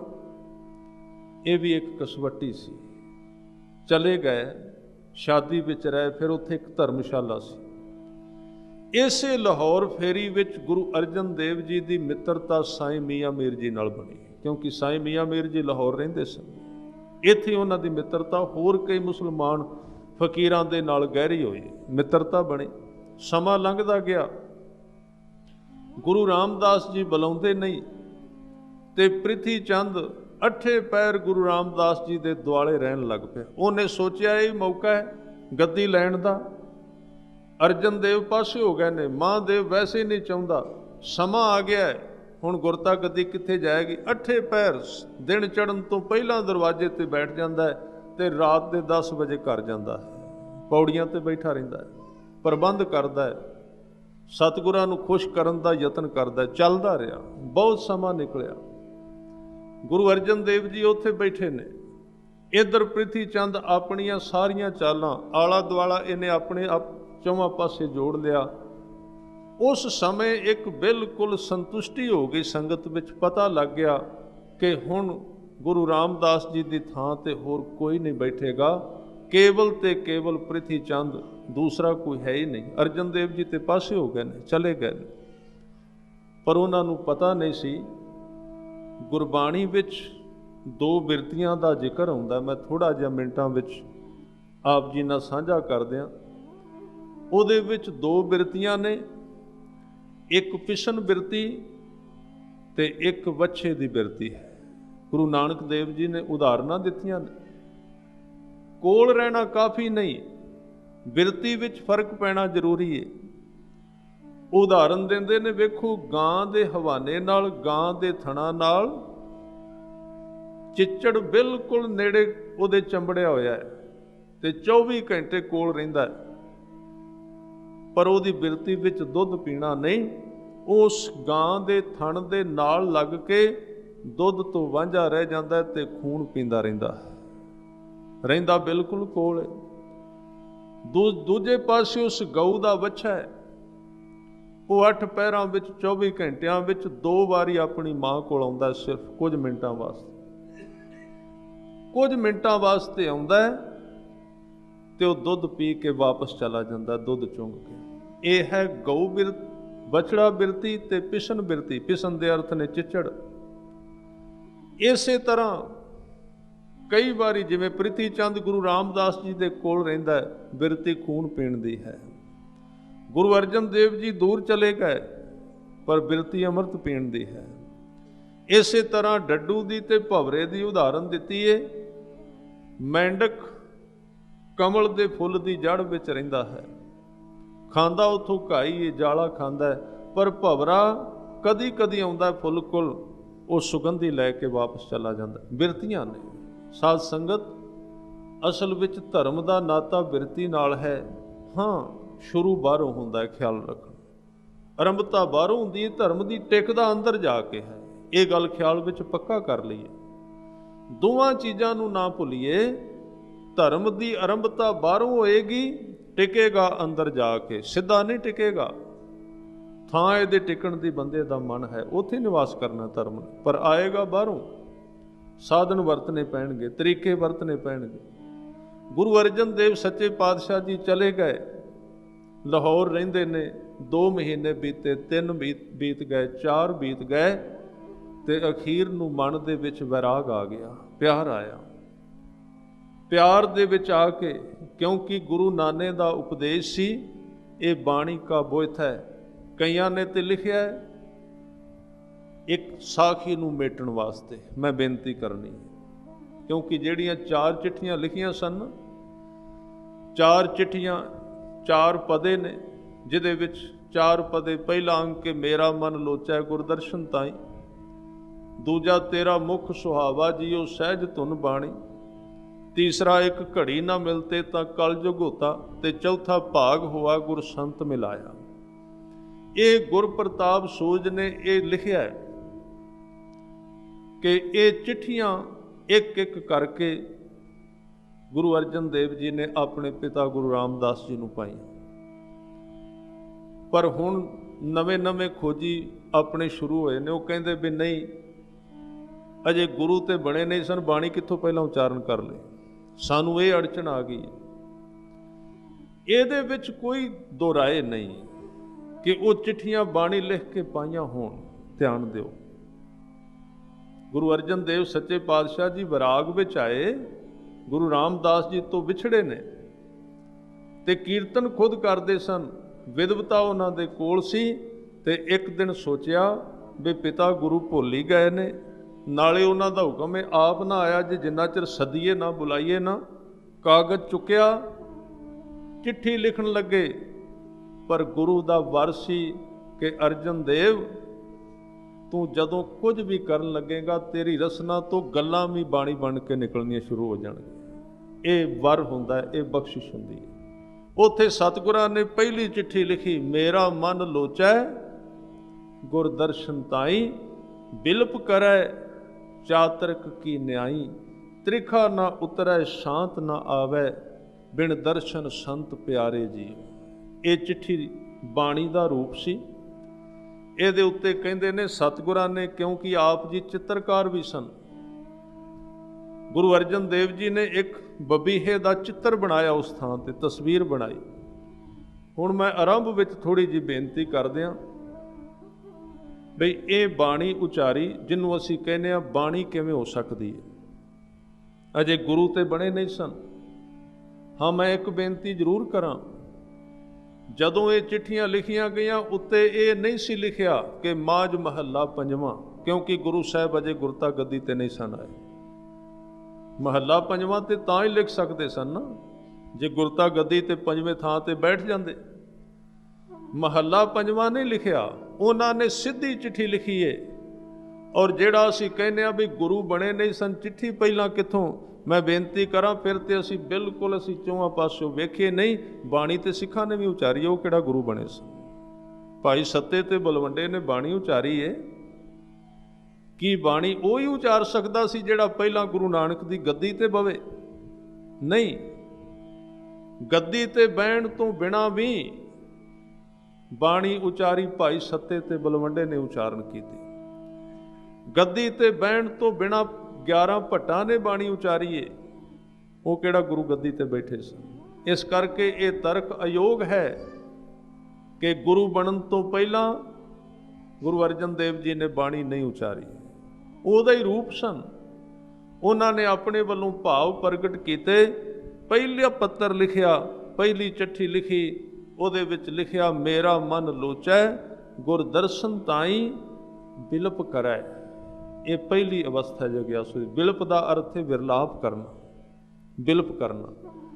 ਇਹਦੇ ਨਾਲ ਦੋਵੇਂ ਉਪਦੇਸ਼ ਨੇ। ਇਹ ਚਿੱਠੀ ਵੀ ਹੈ, ਇਤਿਹਾਸ ਵੀ ਹੈ, ਤੇ ਧਾਰਮਿਕ ਜਗਤ ਦੇ ਜਗਿਆਸੂ ਨੂੰ ਦੱਸਿਆ ਗਿਆ ਹੈ ਕਿ ਜਿੰਨਾ ਚਿਰ ਤੂੰ ਪਰਮਾਤਮਾ ਦੇ ਪਿਆਰ ਵਿੱਚ ਵਿਰਲਾਪ ਨਹੀਂ ਕਰਦਾ, ਉਹਨਾਂ ਚਿਰ ਉਹਦੇ ਘਰ ਤੱਕ ਆਵਾਜ਼ ਨਹੀਂ ਜਾ ਸਕਦੀ। ਉਹਨਾਂ ਚਿਰ ਉਹਦੇ ਘਰ ਤੱਕ ਆਵਾਜ਼ ਨਹੀਂ ਜਾ ਸਕਦੀ। ਵਿਰਲਾਪ ਕਰਨਾ ਪਏਗਾ। ਵਿਰਲਾਪ ਦਾ ਅਰਥ ਹੈ ਜੇ ਤੈਨੂੰ ਉਹਦੇ ਨਾਲ ਮੋਹ ਹੋ ਗਿਆ ਤੇ ਪਿਆਰ ਹੋ ਗਿਆ। ਇਹ ਚਿੱਠੀ ਲਿਖੀ ਤੇ ਚਿੱਠੀ ਲਿਖ ਕੇ ਇੱਕ ਸਿੱਖ ਨੂੰ ਕੋਲ ਬੁਲਾਇਆ, ਕਹਿਣ ਲੱਗੇ, ਜਾ ਗੁਰਸਿੱਖਾ ਇੱਕ ਕੰਮ ਕਰੀ, ਇਹ ਚਿੱਠੀ ਜਾ ਕੇ ਗੁਰੂ ਰਾਮਦਾਸ ਜੀ ਨੂੰ ਦੇਈਂ ਤੇ ਵਾਪਸ ਉਹ ਜੋ ਕੁਝ ਕਹਿਣਗੇ ਜਾਂ ਲਿਖ ਕੇ ਦੇਣਗੇ, ਮੈਨੂੰ ਵਾਪਸ ਸੁਨੇਹਾ ਲਿਆ ਕੇ ਦੇ। ਇਹ ਸਿੱਖ ਲਾਹੌਰ ਤੋਂ ਆਇਆ ਤੇ ਲਾਹੌਰ ਤੋਂ ਆ ਕੇ ਜਦੋਂ ਅੰਮ੍ਰਿਤਸਰ ਸਾਹਿਬ ਆਇਆ, ਭਾਵੀ ਇਸ ਤਰ੍ਹਾਂ ਦੀ ਸੀ, ਸਮਾਂ ਇਸ ਤਰ੍ਹਾਂ ਦਾ ਸੀ। ਗੁਰੂ ਰਾਮਦਾਸ ਜੀ ਦੇ ਘਰ ਅੰਦਰ ਚੱਲਾ ਤੇ ਅੱਗੇ ਪੌੜੀਆਂ ਤੇ ਪ੍ਰਿਥੀ ਚੰਦ ਬੈਠਾ ਹੋਇਆ ਹੈ। ਤੇ ਤੁਹਾਨੂੰ ਪਤਾ ਜਿਹੜਾ ਇਸ ਤਰ੍ਹਾਂ ਦਾ ਬੰਦਾ ਉਹ ਚਲਾਕ ਬਹੁਤ ਹੁੰਦਾ ਹੈ। ਉਹ ਇਹ ਘੱਟ ਵੇਖੇਗਾ ਵੀ ਕਥਾ ਕਾਹਦੀ ਚੱਲਦੀ ਹੈ ਤੇ ਸ਼ਬਦ ਕਿਹੜਾ ਚੱਲਦਾ ਹੈ। ਉਹ ਇਹ ਵੇਖੇਗਾ ਫਲਾਣਾ ਬੰਦਾ ਅੱਜ ਮੱਥਾ ਟੇਕਣ ਆਇਆ, ਪਹਿਲਾਂ ਤਾਂ ਕਦੇ ਨਹੀਂ ਵੇਖਿਆ, ਇਹ ਕਿੱਥੋਂ ਆ ਗਿਆ? ਫਲਾਣਾ ਬੰਦਾ ਲੰਗਰ ਵਿੱਚ ਬੜਾ ਫਿਰਦਾ ਪਿਆ, ਬਹੁਤਾ ਨੇੜੇ ਲੱਗ ਗਿਆ, ਇਹਦਾ ਉਪਾਅ ਕਰੋ, ਬਾਹਰ ਕੱਢੋ ਇਹਨੂੰ, ਥੋੜਾ ਜਿਹਾ ਦੂਰ ਕਰੋ। ਉਹਨੂੰ ਸ਼ਬਦ ਨਾਲ ਕੋਈ ਮਤਲਬ ਨਹੀਂ। ਅੱਜ ਵੀ ਪ੍ਰਿਥੀ ਚੰਦ ਜਿਉਂਦਾ ਹੈ ਸਾਡੇ ਵਿੱਚ। ਅਸੀਂ 2-2, 3-3 ਕਿਲੋਮੀਟਰ ਘਰ ਛੱਡ ਕੇ ਆ ਜਾਂਦੇ ਹਾਂ, ਪਰ ਗੁਰੂ ਗ੍ਰੰਥ ਸਾਹਿਬ ਨੂੰ ਕਈ ਬੰਦੇ ਮੱਥਾ ਨਹੀਂ ਟੇਕਦੇ। ਵੇਖੋ ਤੁਸੀਂ ਇੱਥੇ, ਕਮਾਲ ਦੀ ਗੱਲ ਹੈ। ਇੱਥੋਂ ਤੱਕ ਨਹੀਂ ਆਉਣਗੇ। ਮਤਲਬ ਕੀ ਹੈ? ਅਸੀਂ ਸਿੱਖ ਬਣ ਕੇ ਨਹੀਂ ਆਉਂਦੇ, ਅਸੀਂ ਸਿਰਫ ਤੇ ਸਿਰਫ ਸੰਸਾਰੀ ਬਣ ਕੇ ਆਉਂਦੇ ਹਾਂ। ਪਹਿਲਾਂ ਸਿੱਖ ਗੁਰੂ ਕੋਲ, ਸੇਵਾ ਬਾਅਦ ਵਿੱਚ ਹੈ। ਪ੍ਰਿਥੀ ਚੰਦ ਨੇ ਵੇਖਿਆ ਨਵਾਂ ਬੰਦਾ ਆਇਆ, ਕੋਲ ਬੁਲਾ ਲਿਆ, ਕਹਿਣ ਲੱਗਾ, ਕਿੱਥੋਂ ਆਇਆ? ਕਹਿੰਦੇ ਲਾਹੌਰ ਤੋਂ ਆਇਆ, ਅਰਜਨ ਦੇਵ ਜੀ ਨੇ ਭੇਜਿਆ। ਕਿਵੇਂ? ਆ ਚਿੱਠੀ ਦੇਣੀ ਹੈ ਗੁਰੂ ਰਾਮਦਾਸ ਜੀ ਨੂੰ। ਕਹਿੰਦੇ ਦਿਖਾ ਚਿੱਠੀ ਵਿੱਚ ਕੀ ਲਿਖਿਆ। ਉਹ ਤੇ ਇਸੇ ਤਾਕ ਵਿੱਚ ਸੀ। ਚਿੱਠੀ ਫੋਲ ਕੇ ਵੇਖੀ, ਜਦੋਂ ਸ਼ਬਦ ਪੜਿਆ ਨਾ, ਪ੍ਰਿਥੀ ਚੰਦ ਦੇ ਪੈਰਾਂ ਥੱਲੋਂ ਜ਼ਮੀਨ ਨਿਕਲ ਗਈ ਵੀ ਇਹ ਬਾਣੀ ਤੇ ਉਸੇ ਤਰ੍ਹਾਂ ਰਚੀ ਗਈ ਜਿਵੇਂ ਪਹਿਲੇ ਗੁਰੂਆਂ ਦੀ ਸੀ। ਕਮਾਲ ਹੋ ਗਈ। ਕਹਿਣ ਲੱਗਾ, ਉਹ ਆਰਾਮ ਕਰਦੇ ਨੇ, ਹੁਣ ਤੂੰ ਅੰਦਰ ਨਹੀਂ ਜਾ ਸਕਦਾ, ਤੂੰ ਆਰਾਮ ਕਰ, ਮੈਂ ਆਪੇ ਦੇ ਦਿਆਂਗਾ। सवेरे आई, वो की कहंदे तेनों मैं वापस दस दियां। रोक दिता, वापस कर दिता। ਇਹਦੇ ਅੰਤਰੀਵ ਅਰਥ ਵੀ ਨੇ ਕਿ ਜਦੋਂ ਕੋਈ ਜਗਿਆਸੂ ਪਰਮਾਤਮਾ ਵੱਲ ਪ੍ਰੇਮ ਨਾਲ ਆਪਣਾ ਸੰਦੇਸ਼ ਭੇਜਦਾ ਹੈ, ਤੇ ਜਿਵੇਂ ਪ੍ਰਿਥੀ ਚੰਦ ਰਾਹ ਵਿੱਚ ਅੜ ਗਿਆ ਸੀ ਨਾ, ਉਹਦਾ ਸੰਦੇਸ਼ ਰਾਹ ਵਿੱਚ ਵਿਕਾਰ ਰੋਕ ਲੈਂਦੇ ਨੇ, ਅੱਗੇ ਨਹੀਂ ਜਾਣ ਦਿੰਦੇ, ਆਵਾਜ਼ ਨਹੀਂ ਜਾਣ ਦਿੰਦੇ, ਰੁਕ ਜਾਂਦੀ। ਚਿੱਠੀ ਇਹਨੇ ਜੇਬ ਵਿੱਚ ਪਾ ਲਈ, ਦੇਣੀ ਕਿੰਨੇ ਸੀ? ਅਗਲੇ ਦਿਨ ਉਹ ਸਿੱਖ ਆਇਆ, ਪ੍ਰਿਥੀ ਚੰਦ ਨੇ ਆਪਣੇ ਕੋਲੋਂ ਹੀ ਕਹਿ ਦਿੱਤਾ ਵੀ ਗੁਰੂ ਰਾਮਦਾਸ ਜੀ ਨੇ ਅਰਜਨ ਦੇਵ ਜੀ ਨੂੰ ਸੁਨੇਹਾ ਦਿੱਤਾ ਵੀ ਤੁਸੀਂ ਲਾਹੌਰ ਹੀ ਰਹੋ, ਉੱਥੇ ਸੰਗਤਾਂ ਨੂੰ ਗੁਰੂ ਨਾਲ ਜੋੜੋ, ਤੁਸੀਂ ਇੱਥੇ ਨਹੀਂ ਆਉਣਾ, ਜਾਓ ਵਾਪਸ। ਜਲਦੀ ਨਾਲ ਵਾਪਸ ਭੇਜ ਦਿੱਤਾ। ਗੁਰੂ ਅਰਜਨ ਦੇਵ ਜੀ ਬੜੇ ਹੈਰਾਨ ਹੋਏ, ਪਿਤਾ ਨੇ ਵਾਪਸ ਅੱਖਰ ਨਹੀਂ ਲਿਖੇ, ਮਨ ਹੋਰ ਵੈਰਾਗ ਵਿੱਚ ਚਲਾ ਗਿਆ। ਥੋੜੇ ਦਿਨ ਹੋਰ ਠਹਿਰੇ ਤੇ ਕਵੀ ਸੰਤੋਖ ਸਿੰਘ ਨੇ ਇਹਦਾ ਨਕਸ਼ਾ ਲਿਖਿਆ। ਉਹ ਕਹਿੰਦੇ ਨੇ ਅਰਜਨ ਦੇਵ ਜੀ ਦਾ ਖਾਣਾ ਪੀਣਾ ਘਟ ਗਿਆ ਗੁਰੂ ਰਾਮਦਾਸ ਜੀ ਦੇ ਦਰਸ਼ਨ ਤੋਂ ਬਿਨਾਂ। ਨੀਂਦ ਘਟ ਗਈ ਉਹਨਾਂ ਦੀ, ਦਿਨ ਰਾਤ ਉਡੀਕਦੇ ਰਹਿੰਦੇ ਨੇ, ਅੰਮ੍ਰਿਤਸਰ ਵੱਲ ਵੇਖਦੇ ਨੇ ਕਦੋਂ ਸੁਨੇਹਾ ਆਵੇਗਾ। ਜਦੋਂ ਕੋਈ ਨਾ ਆਇਆ ਤੇ ਅਗਲੀ ਚਿੱਠੀ ਫਿਰ ਲਿਖ ਦਿੱਤੀ। ਉਹਦੇ ਵਿੱਚ ਲਿਖਦੇ ਕਹਿੰਦੇ ਤੇਰਾ ਮੁਖ ਸੁਹਾਵਾ ਜੀਓ, ਸਹਿਜ ਧੁਨ ਬਾਣੀ, ਚਿਰ ਹੋਵਾ ਦੇਖੇ ਸਾਰਗ ਪਾਣੀ, ਧਨ ਸੁਦੇਸ਼ ਜਹਾਂ ਤੂੰ ਵਸਿਆ, ਮੇਰੇ ਸੱਜਣ ਮੀਤ ਮੁਰਾਰੇ ਜੀਓ। ਇਹ ਫਿਰ ਲਿਖ ਕੇ ਭੇਜੀ। ਗੁਰਸਿੱਖ ਫਿਰ ਲੈ ਕੇ ਆਇਆ, ਪ੍ਰਿਥੀ ਚੰਦ ਨੇ ਫਿਰ ਪਹਿਚਾਨ ਲਿਆ। ਦੂਸਰੀ ਚਿੱਠੀ ਫਿਰ ਜੇਬ ਵਿੱਚ ਪਾ ਲਈ, ਵਾਪਸ ਕੋਲੋਂ ਹੀ ਸੁਨੇਹਾ ਭੇਜ ਦਿੱਤਾ। ਵੇਖੋ, ਇਹ ਜਿਹੜੀਆਂ ਕੁਟਲ ਨੀਤੀਆਂ ਨੇ ਗੁਰੂਆਂ ਦੇ ਕੋਲ ਵੀ ਚੱਲਦੇ ਨੇ, ਅੱਜ ਦੀ ਗੱਲ ਨਹੀਂ। ਇਹ ਚੀਜ਼ਾਂ ਸ਼ੁਰੂ ਤੋਂ ਚੱਲਦੀਆਂ ਰਹੀਆਂ ਨੇ। ਫਿਰ ਵਾਪਸ ਭੇਜ ਦਿੱਤਾ। ਸਿੱਖ ਦੇ ਮਨ ਵਿੱਚ ਸ਼ੱਕ ਪੈ ਗਿਆ। ਜਿਹੜਾ ਚਿੱਠੀ ਲੈ ਕੇ ਆਉਂਦਾ ਸੀ, ਜਾ ਕੇ ਗੁਰੂ ਅਰਜਨ ਦੇਵ ਜੀ ਨੂੰ ਕਹਿੰਦਾ, ਮਹਾਰਾਜ ਤੁਹਾਡੇ ਭਰਾ ਦੇ ਮਨ ਵਿੱਚ ਫਰਕ ਲੱਗਦਾ ਹੈ, ਉਹ ਅੰਦਰ ਨਹੀਂ ਜਾਣ ਦਿੰਦਾ ਤੁਹਾਡੇ ਪਿਤਾ ਕੋਲ, ਬਾਹਰੋਂ ਲੈ ਲੈਂਦਾ, ਮੈਨੂੰ ਕਹਿ ਦਿੰਦਾ, ਉਹ ਕਹਿੰਦੇ ਜਾਓ ਠੀਕ ਹੈ। ਗੁਰੂ ਅਰਜਨ ਦੇਵ ਜੀ ਦੇ ਮਨ ਵਿੱਚ ਚੋਟ ਲੱਗੀ। ਸੋਚਿਆ ਪਤਾ ਨਹੀਂ ਪਿਤਾ ਜੀ ਮੇਰੇ ਤੇ ਨਾਰਾਜ਼ ਨੇ, ਕੀ ਕਾਰਨ ਹੋ ਸਕਦਾ ਹੈ। ਵਾਪਸ ਸੰਦੇਸ਼ ਕੋਈ ਨਹੀਂ ਭੇਜ ਦਿੰਦੇ, ਕੋਈ ਚਿੱਠੀ ਨਹੀਂ ਭੇਜਦੇ। ਤੇ ਸਤਿਗੁਰਾਂ ਨੇ ਤੀਸਰੀ ਚਿੱਠੀ ਲਿਖੀ। ਤੀਸਰੀ ਦੇ ਵਿੱਚ ਸ਼ਬਦ ਹੋਰ ਬਿਰਹਾ ਨਾਲ, ਪ੍ਰੇਮ ਨਾਲ ਭਰੇ ਹੋਏ ਸਨ। ਸ਼ਬਦ ਸਨ, ਇੱਕ ਘੜੀ ਨਾ ਮਿਲਤੇ ਤਾਂ ਕਲਯੁਗ ਹੋਤਾ। ਹੁਣ ਕਦ ਮਿਲਿਆ? ਇਹ ਸ਼ਬਦ ਸਾਫ਼ ਨੇ ਬਿਲਕੁਲ, ਇਸ ਪ੍ਰਸੰਗ ਨਾਲ ਸੰਬੰਧਿਤ ਨੇ। ਹੁਣ ਕਦੋਂ ਮਿਲੋਗੇ, ਕਿਹੜਾ ਵਕਤ ਆਵੇਗਾ? ਹੁਣ ਕਦ ਮਿਲਿਆ? ਪ੍ਰੈ ਤੁਧ ਭਗਵੰਤਾ, ਮੋਹੇ ਨੀਂਦ ਨਾ ਆਵੈ ਰਹਿਣ, ਮੋਹੇ ਨੀਂਦ ਨਾ ਆਵੈ ਬਿਨ ਦੇਖੇ ਗੁਰ ਦਰਬਾਰੇ ਜੀਓ।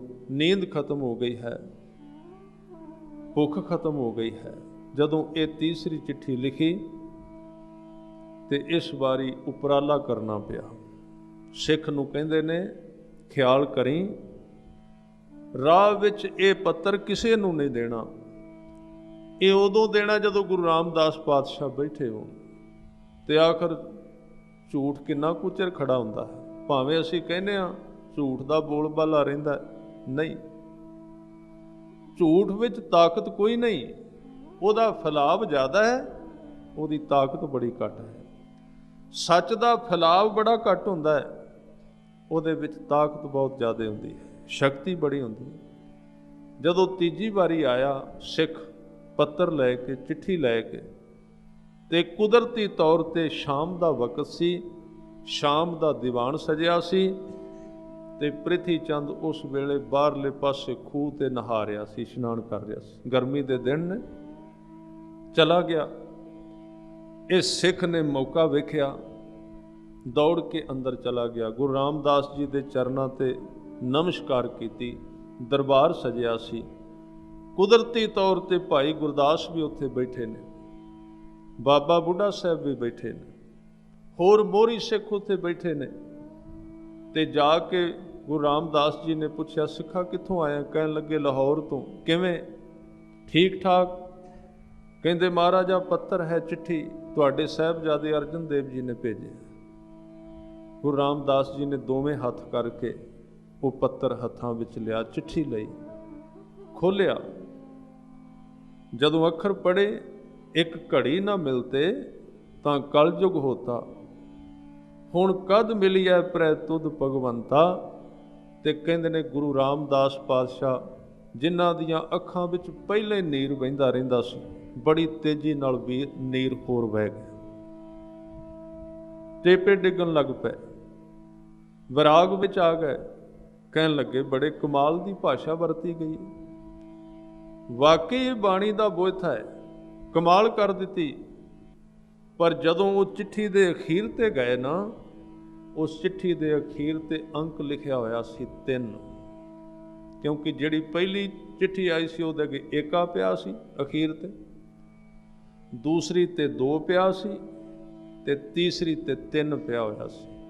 ਇਹ ਅਸਲ ਵਿੱਚ ਹਿਸਾਬ ਦੇ ਬੜੇ ਮਾਹਿਰ ਸਨ ਗੁਰੂ ਅਰਜਨ ਦੇਵ ਪਾਤਸ਼ਾਹ। ਸੱਚ ਜਾਣੋ, ਜੇ ਗੁਰੂ ਅਰਜਨ ਦੇਵ ਜੀ ਇਹ ਜੁਗਤ ਮੈਥ ਦੀ ਗੁਰੂ ਗ੍ਰੰਥ ਸਾਹਿਬ ਵਿੱਚ ਨਾ ਵਰਤਦੇ ਅੰਕਾਂ ਦੀ, ਤੇ ਹੁਣ ਨੂੰ ਕਦੇ ਦੇ ਸ਼ਬਦ ਵਿੱਚ ਰਲਾ ਦਿੱਤੇ ਜਾਂਦੇ। ਪਹਿਲਾਂ ਉਹਨਾਂ ਨੇ ਕਮਾਲ ਕਰ ਦਿੱਤੀ, ਅੰਕਾਂ ਦੇ ਰਾਹੀਂ ਝੂਠ ਨੂੰ ਪ੍ਰਗਟ ਕਰ ਦਿੱਤਾ। ਤੀਸਰਾ ਅੰਕ ਦੱਸਦਾ ਸੀ ਕਿ ਇਹ ਪੱਤਰ ਤੀਜਾ ਹੈ, ਇਹਦੇ ਤੋਂ 2 ਪਹਿਲਾਂ ਚਿੱਠੀਆਂ ਆਈਆਂ ਨੇ ਜੋ ਮੇਰੇ ਤੱਕ ਪਹੁੰਚੀਆਂ ਨੇ। ਗੁਰੂ ਰਾਮਦਾਸ ਕਹਿੰਦੇ ਇਹਦੇ ਤੀਸਰਾ ਅੰਕ ਹੈ, ਤੀਸਰਾ ਅੰਕ ਲਿਖਿਆ, ਔਰ ਇੱਥੇ ਉਹਨਾਂ ਨੇ ਪ੍ਰਗਟ ਨਹੀਂ ਕੀਤਾ, ਇੱਥੇ ਉਹਨਾਂ ਨੇ ਬਹੁਤਾ ਨਹੀਂ ਪ੍ਰਗਟ ਕੀਤਾ। ਉਸੇ ਵੇਲੇ ਬਾਬਾ ਬੁੱਢਾ ਜੀ ਨੂੰ ਕਹਿੰਦੇ ਨੇ ਜਾਓ ਸਵੇਰੇ ਅਰਜਨ ਦੇਵ ਜੀ ਨੂੰ ਲੈ ਕੇ ਆਓ। ਸਵੇਰੇ ਬਾਬਾ ਬੁੱਢਾ ਜੀ ਤਿਆਰ ਹੋਏ, ਸਿੱਖ ਨਾਲ ਲੈ ਗੁਰੂ ਅਰਜਨ ਦੇਵ ਪਾਤਸ਼ਾਹ ਜੀ ਨੂੰ ਲੈ ਕੇ ਆਉਂਦੇ ਨੇ। ਤੇ ਉਸ ਦਿਨ ਕੁਦਰਤੀ ਤੌਰ ਤੇ ਗੁਰੂ ਰਾਮਦਾਸ ਜੀ ਨੇ ਖਾਸ ਸਿੱਖਾਂ ਦਾ ਬਹੁਤ ਵੱਡਾ ਇਕੱਠ ਕੀਤਾ ਸੀ, ਕਿਉਂਕਿ ਗੁਰੂ ਰਾਮਦਾਸ ਜੀ ਵੇਖ ਰਹੇ ਸਨ ਪ੍ਰਿਥੀ ਚੰਦ ਦੀ ਕੁਟਲਤਾ ਨੂੰ। ਜਦੋਂ ਮਿਲਣ ਆਏ, ਗੁਰੂ ਅਰਜਨ ਦੇਵ ਜੀ ਚਰਨਾਂ ਤੇ ਸੀਸ ਰੱਖਿਆ। ਗੁਰੂ ਰਾਮਦਾਸ ਜੀ ਨੇ ਬੜਾ ਪਿਆਰ ਦਿੱਤਾ, ਬਹੁਤ ਪਿਆਰ ਕੀਤਾ। ਪ੍ਰਿਥੀ ਚੰਦ ਉੱਥੇ ਨਹੀਂ ਸੀ, ਔਰ ਜਿਸ ਵਕਤ ਸਤਿਗੁਰਾਂ ਨੇ ਕਿਹਾ ਅਰਜਨ ਦੇਵ ਤੂੰ ਜਿਹੜੀ ਚਿੱਠੀ ਭੇਜੀ ਹੈ, ਚਿੱਠੀ ਇੱਕ ਹੈ, ਅੰਕ 3 ਲਿਖਿਆ ਹੋਇਆ ਹੈ। ਤੇ ਗੁਰੂ ਅਰਜਨ ਦੇਵ ਕਹਿੰਦੇ ਸੱਚੇ ਪਾਤਸ਼ਾਹ ਮੈਂ ਤੇ ਪਹਿਲਾਂ ਵੀ 2 ਭੇਜੀਆਂ ਸਨ, ਜਿਨ੍ਹਾਂ ਦਾ ਜਵਾਬ ਹੀ ਕੋਈ ਨਹੀਂ ਮਿਲਿਆ। 2 ਪਹਿਲਾਂ ਭੇਜੀਆਂ ਸਨ। ਸਿੱਖ ਕੋਲ ਖੜਾ ਸੀ ਜਿਹੜਾ ਲੈ ਕੇ ਆਉਂਦਾ ਸੀ, ਉਹਨੂੰ ਪੁੱਛਦੇ ਨੇ ਤੂੰ ਦਿੱਤੀਆਂ ਨਹੀਂ? ਕਹਿਣ ਲੱਗਾ ਮੈਂ ਤੇ ਦਿੱਤੀਆਂ ਨੇ। ਕਿਹਨੂੰ? ਪ੍ਰਿਥੀ ਚੰਦ ਨੂੰ ਦਿੱਤੀਆਂ ਨੇ। ਗੁਰੂ ਰਾਮਦਾਸ ਜੀ ਕਹਿੰਦੇ ਲਿਆਓ ਪ੍ਰਿਥੀ ਚੰਦ ਨੂੰ ਬੁਲਾ ਕੇ।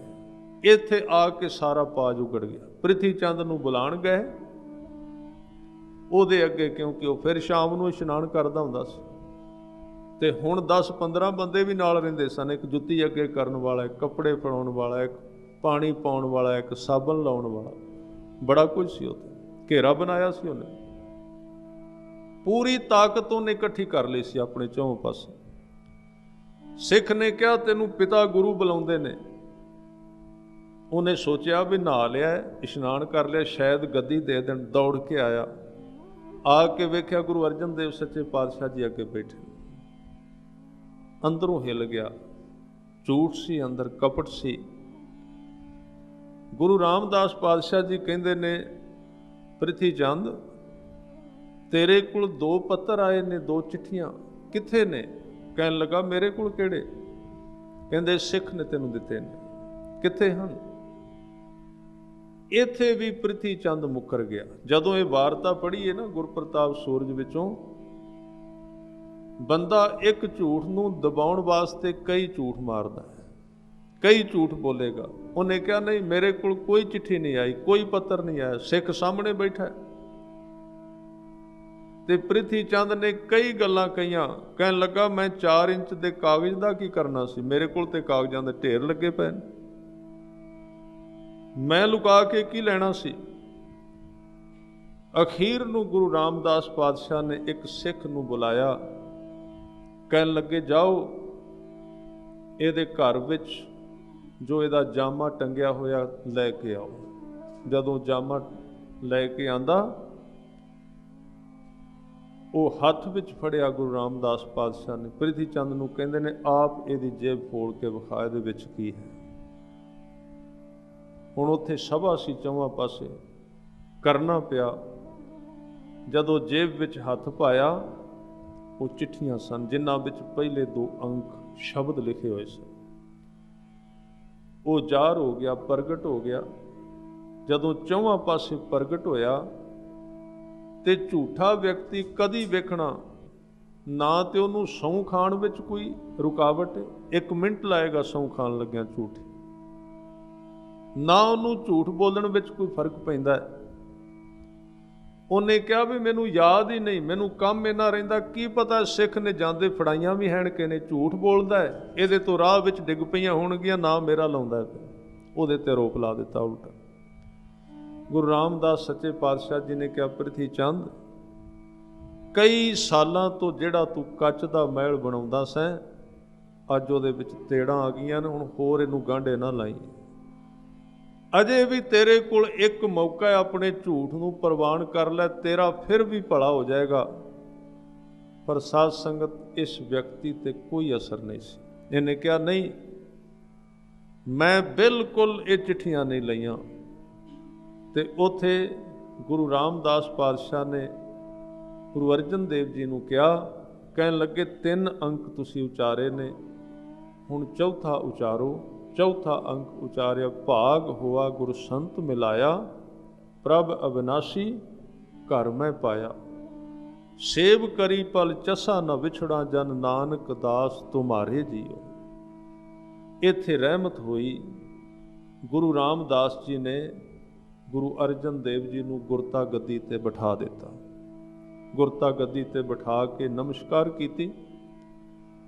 ਬਾਬਾ ਬੁੱਢਾ ਸਾਹਿਬ ਜੀ ਨੇ ਇਸ ਸੇਵਾ ਨੂੰ, ਪਰੰਪਰਾ ਨੂੰ ਨਿਭਾਇਆ। ਚੌਵਾਂ ਪਾਸਿਓਂ ਗੁਰਸਿੱਖਾਂ ਨੇ ਜੈ ਜੈਕਾਰ ਕੀਤੀ। ਗੁਰੂ ਅਰਜਨ ਦੇਵ ਪਾਤਸ਼ਾਹ ਜੀ ਗੁਰਤਾ ਗੱਦੀ ਤੇ 18 ਸਾਲ ਤੇ ਕੁਝ ਮਹੀਨਿਆਂ ਦੇ ਸਨ। ਇੰਨੀ ਛੋਟੀ ਉਮਰ ਵਿੱਚ ਗੁਰਤਾ ਗੱਦੀ ਤੇ ਬੈਠ ਗਏ। ਗੁਰਤਾ ਗੱਦੀ ਤੇ ਬੈਠੇ, ਪ੍ਰਿਥੀ ਚੰਦ ਉੱਥੇ ਸੀ। ਉਹਦੇ ਅੰਦਰ ਦੀ ਹਾਲਾਤ ਤੁਸੀਂ ਆਪ ਜਾਣਦੇ ਹੋ। ਜਿਨਨੇ ਕਈ ਸਾਲਾਂ ਤੋਂ ਦਿਨ ਰਾਤ ਮਨਸੂਬਾ ਬਣਾ ਕੇ ਚਤੁਰਾਈ ਦੇ ਨਾਲ ਇਸ ਗੱਦੀ ਤੱਕ ਪਹੁੰਚਣ ਦਾ ਯਤਨ ਕੀਤਾ ਹੋਵੇ, ਅੱਜ ਉਹਦੀਆਂ ਅੱਖਾਂ ਦੇ ਸਾਹਮਣੇ ਸਭ ਕੁਝ ਪਲਟ ਜਾਏ, ਉਸ ਵਿਅਕਤੀ ਦੇ ਅੰਦਰ ਕਿੰਨੀ ਅਗਨੀ ਬਲੀ ਹੋਵੇਗੀ, ਕਿੰਨਾ ਦੁੱਖ ਲੱਗਾ ਹੋਵੇ। ਗੁਰੂ ਅਰਜਨ ਦੇਵ ਜੀ ਬੈਠੇ ਨੇ ਤੇ ਸਤਿਗੁਰੂ ਗੁਰੂ ਰਾਮਦਾਸ ਜੀ ਨੇ ਦਰਬਾਰ ਦੀ ਸਮਾਪਤੀ ਕਰ ਦਿੱਤੀ। ਜਦੋਂ ਬਾਹਰ ਆਏ ਤੇ ਪ੍ਰਿਥੀ ਚੰਦ ਸਭ ਤੋਂ ਪਹਿਲਾਂ ਬਾਬਾ ਬੁੱਢਾ ਜੀ ਨਾਲ ਝਗੜਿਆ। ਇੱਥੋਂ ਸ਼ੁਰੂ ਹੋਇਆ। ਬਾਬਾ ਬੁੱਢਾ ਜੀ ਨੂੰ ਰੋਕ ਲਿਆ ਔਰ ਇਹ ਸ਼ਬਦ ਵਰਤੇ ਸਨ ਕਿ ਬੁੱਢੇ, ਤੂੰ ਵੈਸੇ ਬੁੱਢਾ ਹੋ ਗਿਆ, ਤੈਨੂੰ ਪਤਾ ਹੀ ਨਹੀਂ ਲੱਗਦਾ ਕਰਨਾ ਕੀ ਸੀ, ਤੂੰ ਕਰ ਕੀ ਦਿੱਤਾ ਹੈ। ਬਾਬਾ ਬੁੱਢਾ ਸਾਹਿਬ ਨੇ ਇੱਕ ਬਚਨ ਕਿਹਾ ਸੀ, ਪ੍ਰਿਥੀ ਚੰਦ ਤੂੰ ਮੇਰੇ ਗੁਰੂ ਦਾ ਪੁੱਤਰ ਹੈ, ਨਹੀਂ ਤੇ ਤੂੰ ਇਹ ਯਾਦ ਰੱਖ, ਮੈਂ ਤੈਨੂੰ ਹੁਣੇ ਦੱਸ ਦੇਣਾ ਸੀ ਮੈਂ ਬੁੱਢਾ ਵਾਂ ਕਿ ਜਵਾਨ। ਤੂੰ ਮੈਨੂੰ ਚੰਗੀ ਤਰ੍ਹਾਂ ਨਹੀਂ ਜਾਣਦਾ, ਇਸ ਲਈ ਮੈਂ ਤੇਰੇ ਅੱਗੇ ਕੁਝ ਨਹੀਂ ਕਰਨਾ, ਖਿਆਲ ਰੱਖ। ਮੈਂ ਕਿਸੇ ਦੇ ਪਿਆਰ ਕਰਕੇ ਕਿਸੇ ਪ੍ਰਕਾਰ ਦੀ ਸ਼ਕਤੀ ਨਹੀਂ ਵਰਤਾਂਗਾ। ਤੂੰ ਮੇਰੇ ਗੁਰੂ ਦਾ ਪੁੱਤਰ ਹੈ। ਮੈਂ ਤੈਨੂੰ ਇੱਕ ਸਲਾਹ ਦੇਣਾ, ਤੇਰੀ ਜ਼ਿੰਦਗੀ ਦਾ ਅਜੇ ਵੀ ਭਲਾ ਹੋ ਜਾਏਗਾ। ਜਾ ਗੁਰੂ ਅਰਜਨ ਦੇਵ ਜੀ ਦੇ ਚਰਨਾਂ ਤੇ ਸਿਰ ਰੱਖ ਦੇ। ਪਰ ਇਹ ਕਿੱਥੇ ਮੰਨਣ ਵਾਲਾ ਸੀ। ਇਹਨੇ ਫਿਰ ਸ਼ਬਦ ਕਹਿਣ ਲੱਗੇ, ਤੂੰ ਜ਼ੋਰ ਲਾਈ। ਇਹ ਸੂਰਜ ਪ੍ਰਕਾਸ਼ ਵਿੱਚ ਇਸੇ ਤਰ੍ਹਾਂ ਲਿਖਿਆ। ਬਾਬਾ ਬੁੱਢਾ ਜੀ ਨੂੰ ਕਿਹਾ ਕਿ ਤੁਸੀਂ ਬਿਠਾਇਆ ਅਰਜਨ ਦੇਵ ਜੀ ਨੂੰ ਤੇ ਪਿਤਾ ਨੇ ਬਿਠਾਇਆ, ਤੁਸੀਂ ਸਾਰਾ ਯਤਨ ਕਰ ਲਿਆ, ਜੇ ਮੈਂ ਧੱਕੇ ਨਾਲ ਗੱਦੀ ਖੋਹ ਲੈਣੀ ਹੈ। ਇੰਨੇ ਲੰਬੇ ਸ਼ਬਦ ਵਰਤੇ, ਭਾਵੇਂ ਕਿ ਇਹ ਸ਼ਬਦ ਸੰਸਾਰੀ ਲੱਗਦੇ ਨੇ, ਅਸੀਂ ਕਈ ਵਾਰੀ ਕਹਿੰਦੇ ਹਾਂ, ਪਰ ਸਾਧ ਸੰਗਤ ਇਹ ਇੱਕ ਸੰਸਾਰ ਦਾ ਨਕਸ਼ਾ ਖਿੱਚ ਕੇ ਦੱਸਿਆ ਸੰਸਾਰ ਕਿਵੇਂ ਦਾ ਹੈ। ਬਾਬਾ ਬੁੱਢਾ ਜੀ ਨੂੰ ਵੀ ਕਿਹਾ। ਫਿਰ ਜਾ ਕੇ ਗੁਰੂ ਰਾਮਦਾਸ ਜੀ ਨਾਲ ਝਗੜਿਆ ਘਰ ਵਿੱਚ ਰਾਤ ਦੇ ਸਮੇਂ, ਤੇ ਸਤਿਗੁਰਾਂ ਨੇ ਸ਼ਬਦ ਉਚਾਰਿਆ ਸੀ। ਇਹ ਸ਼ਬਦ ਕਹਿ ਪ੍ਰਿਥੀ ਚੰਦ ਨੇ, ਕਹਿਣ ਲੱਗਾ ਤੁਹਾਨੂੰ ਪਤਾ ਨਹੀਂ 7 ਸਾਲਾਂ ਤੋਂ ਜਿੰਨੀ ਮਾਇਆ ਆਈ ਹੈ ਤੁਹਾਡੇ ਕੋਲੋਂ ਸਾਰੀ ਮੇਰੇ ਹੱਥਾਂ ਵਿੱਚ ਹੈ, ਅੱਜ ਤੱਕ ਮੇਰੇ ਕੋਲ ਹੈ। ਮੈਂ ਇਸ ਮਾਇਆ ਨਾਲ ਤੇ ਮਸੰਦਾਂ ਦੀ ਗੰਢ ਜੋੜ ਦੇ ਨਾਲ ਤੇ ਸਰਕਾਰ ਦੀ ਤਾਕਤ ਦੇ ਨਾਲ ਇਹ ਗੱਦੀ ਤੁਹਾਡੇ ਤੋਂ ਖੋਹ ਕੇ ਵਿਖਾਵਾਂਗਾ। ਸਤਿਗੁਰੂ ਚੁੱਪ ਕਰ ਗਏ। ਉਹਨਾਂ ਨੇ ਫਿਰ ਇੱਕ ਸ਼ਬਦ ਉਚਾਰਿਆ ਸੀ ਕਿ ਕਾਹੇ ਪੂਤ ਝਗੜਤ ਹੋ ਸੰਗ ਬਾਪ। हे ਪੁੱਤਰ, ਤੂੰ ਪਿਓ ਨਾਲ ਕਿਉਂ ਝਗੜਨਾ? ਕਾਹੇ ਪੂਤ ਝਗੜਤ ਹੋ ਸੰਗ ਬਾਪ, ਜਿਨ ਕੇ ਜਨੇ ਬਡੀਰੇ ਤੁਮ ਹੋ ਤਿਨ ਸੰਗ ਝਗੜਤ ਪਾਪ। ਫਿਰ ਉਹਨੂੰ ਸਮਝਾਇਆ, ਜਿਸ ਧਨ ਕਾ ਤੁਮ ਮਾਨ ਕਰਤ ਹੋ, ਜਿਸ ਧਨ ਕਾ ਤੁਮ ਗਰਭ ਕਰਤ ਹੋ, ਸੋ ਧਨ ਕਿਸੈ ਨਾ ਆਪ। ਇਹ ਧਨ ਕਿਸੇ ਦਾ ਵੀ ਨਹੀਂ ਸੱਜਣਾ, ਜਿਹਦਾ ਤੂੰ ਮਾਣ ਕਰਨਾ ਇਹਨੇ ਤੇਰਾ ਸਾਥ ਨਹੀਂ ਦੇਣਾ। ਉਸ ਰਾਤ ਗੁਰੂ ਰਾਮਦਾਸ ਪਾਤਸ਼ਾਹ ਜੀ ਨੇ ਇਸ ਝਗੜੇ ਨੂੰ ਵੇਖਦਿਆਂ ਮੁਖੀ ਸਿੱਖਾਂ ਨੂੰ ਬੁਲਾਇਆ ਤੇ ਹੁਕਮ ਦਿੱਤਾ, ਇੱਥੇ ਹੁਣ ਰਹਿਣਾ ਨਹੀਂ, ਸਵੇਰੇ ਗੋਇੰਦਵਾਲ ਸਾਹਿਬ ਚਲੇ ਜਾਣਾ ਹੈ। ਕਿਉਂਕਿ ਇੱਥੇ ਝਗੜਾ ਸੀ, ਕਲੇਸ਼ ਸੀ ਅੰਮ੍ਰਿਤਸਰ ਦੇ ਵਿੱਚ। ਇਹ ਫੈਸਲਾ ਕਰ ਲਿਆ। ਗੁਰੂ ਅਰਜਨ ਦੇਵ ਜੀ ਨੂੰ ਵੀ ਕਿਹਾ ਕਿ ਤੁਸੀਂ ਵੀ ਸਵੇਰੇ ਸਾਡੇ ਨਾਲ ਗੋਇੰਦਵਾਲ ਸਾਹਿਬ ਜਾਣਾ। ਇਹ ਇੱਕ ਪਾਸਿਓਂ ਵੇਖੀਏ ਤੇ ਆਮ ਘਟਨਾਵਾਂ ਨੇ, ਪਰ ਗੁਰੂ ਰਾਮਦਾਸ ਜੀ ਨੇ ਜਾਣਾ ਹੀ ਸੀ ਗੋਇੰਦਵਾਲ, ਕਿਉਂਕਿ ਉਹਨਾਂ ਨੂੰ ਉਮਰਾ ਮਿਲੀ ਸੀ ਗੋਇੰਦਵਾਲ ਵਿੱਚ ਗੁਰੂ ਅਮਰਦਾਸ ਜੀ ਤੋਂ। ਉਹਨਾਂ ਨੇ ਸਰੀਰ ਤਿਆਗਣਾ ਸੀ ਗੋਇੰਦਵਾਲ ਸਾਹਿਬ ਦੀ ਧਰਤੀ 'ਤੇ, ਉੱਥੇ ਪਹੁੰਚਣਾ ਸੀ।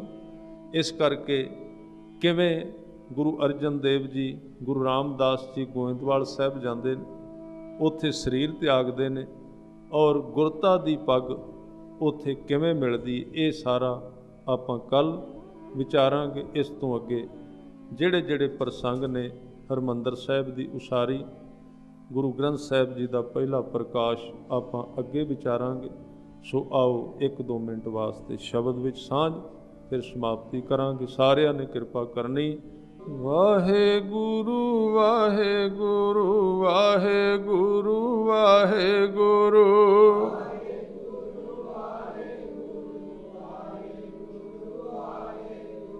ਵਾਹਿਗੁਰੂ ਵਾਹਿਗੁਰੂ ਵਾਹਿਗੁਰੂ ਵਾਹਿਗੁਰੂ।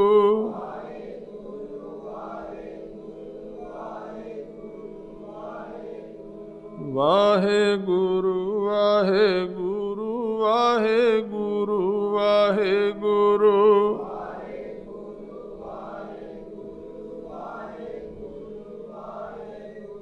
ਵਾਹਿਗੁਰੂ ਵਾਹਿਗੁਰੂ ਵਾਹਿਗੁਰੂ ਵਾਹਿਗੁਰੂ।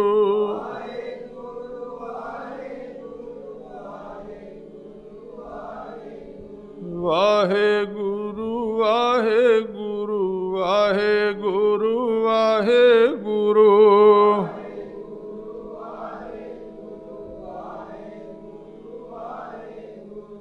ਇੰਨੀਆਂ ਬੇਨਤੀਆਂ ਪ੍ਰਵਾਨ ਕਰਨੀਆਂ, ਬੇਅੰਤ ਪ੍ਰਕਾਰ ਦੀਆਂ ਭੁੱਲਾਂ ਚੁੱਕਾਂ ਦੀ ਖਿਮਾ। ਵਾਹਿਗੁਰੂ ਜੀ ਕਾ ਖਾਲਸਾ, ਵਾਹਿਗੁਰੂ ਜੀ ਕੀ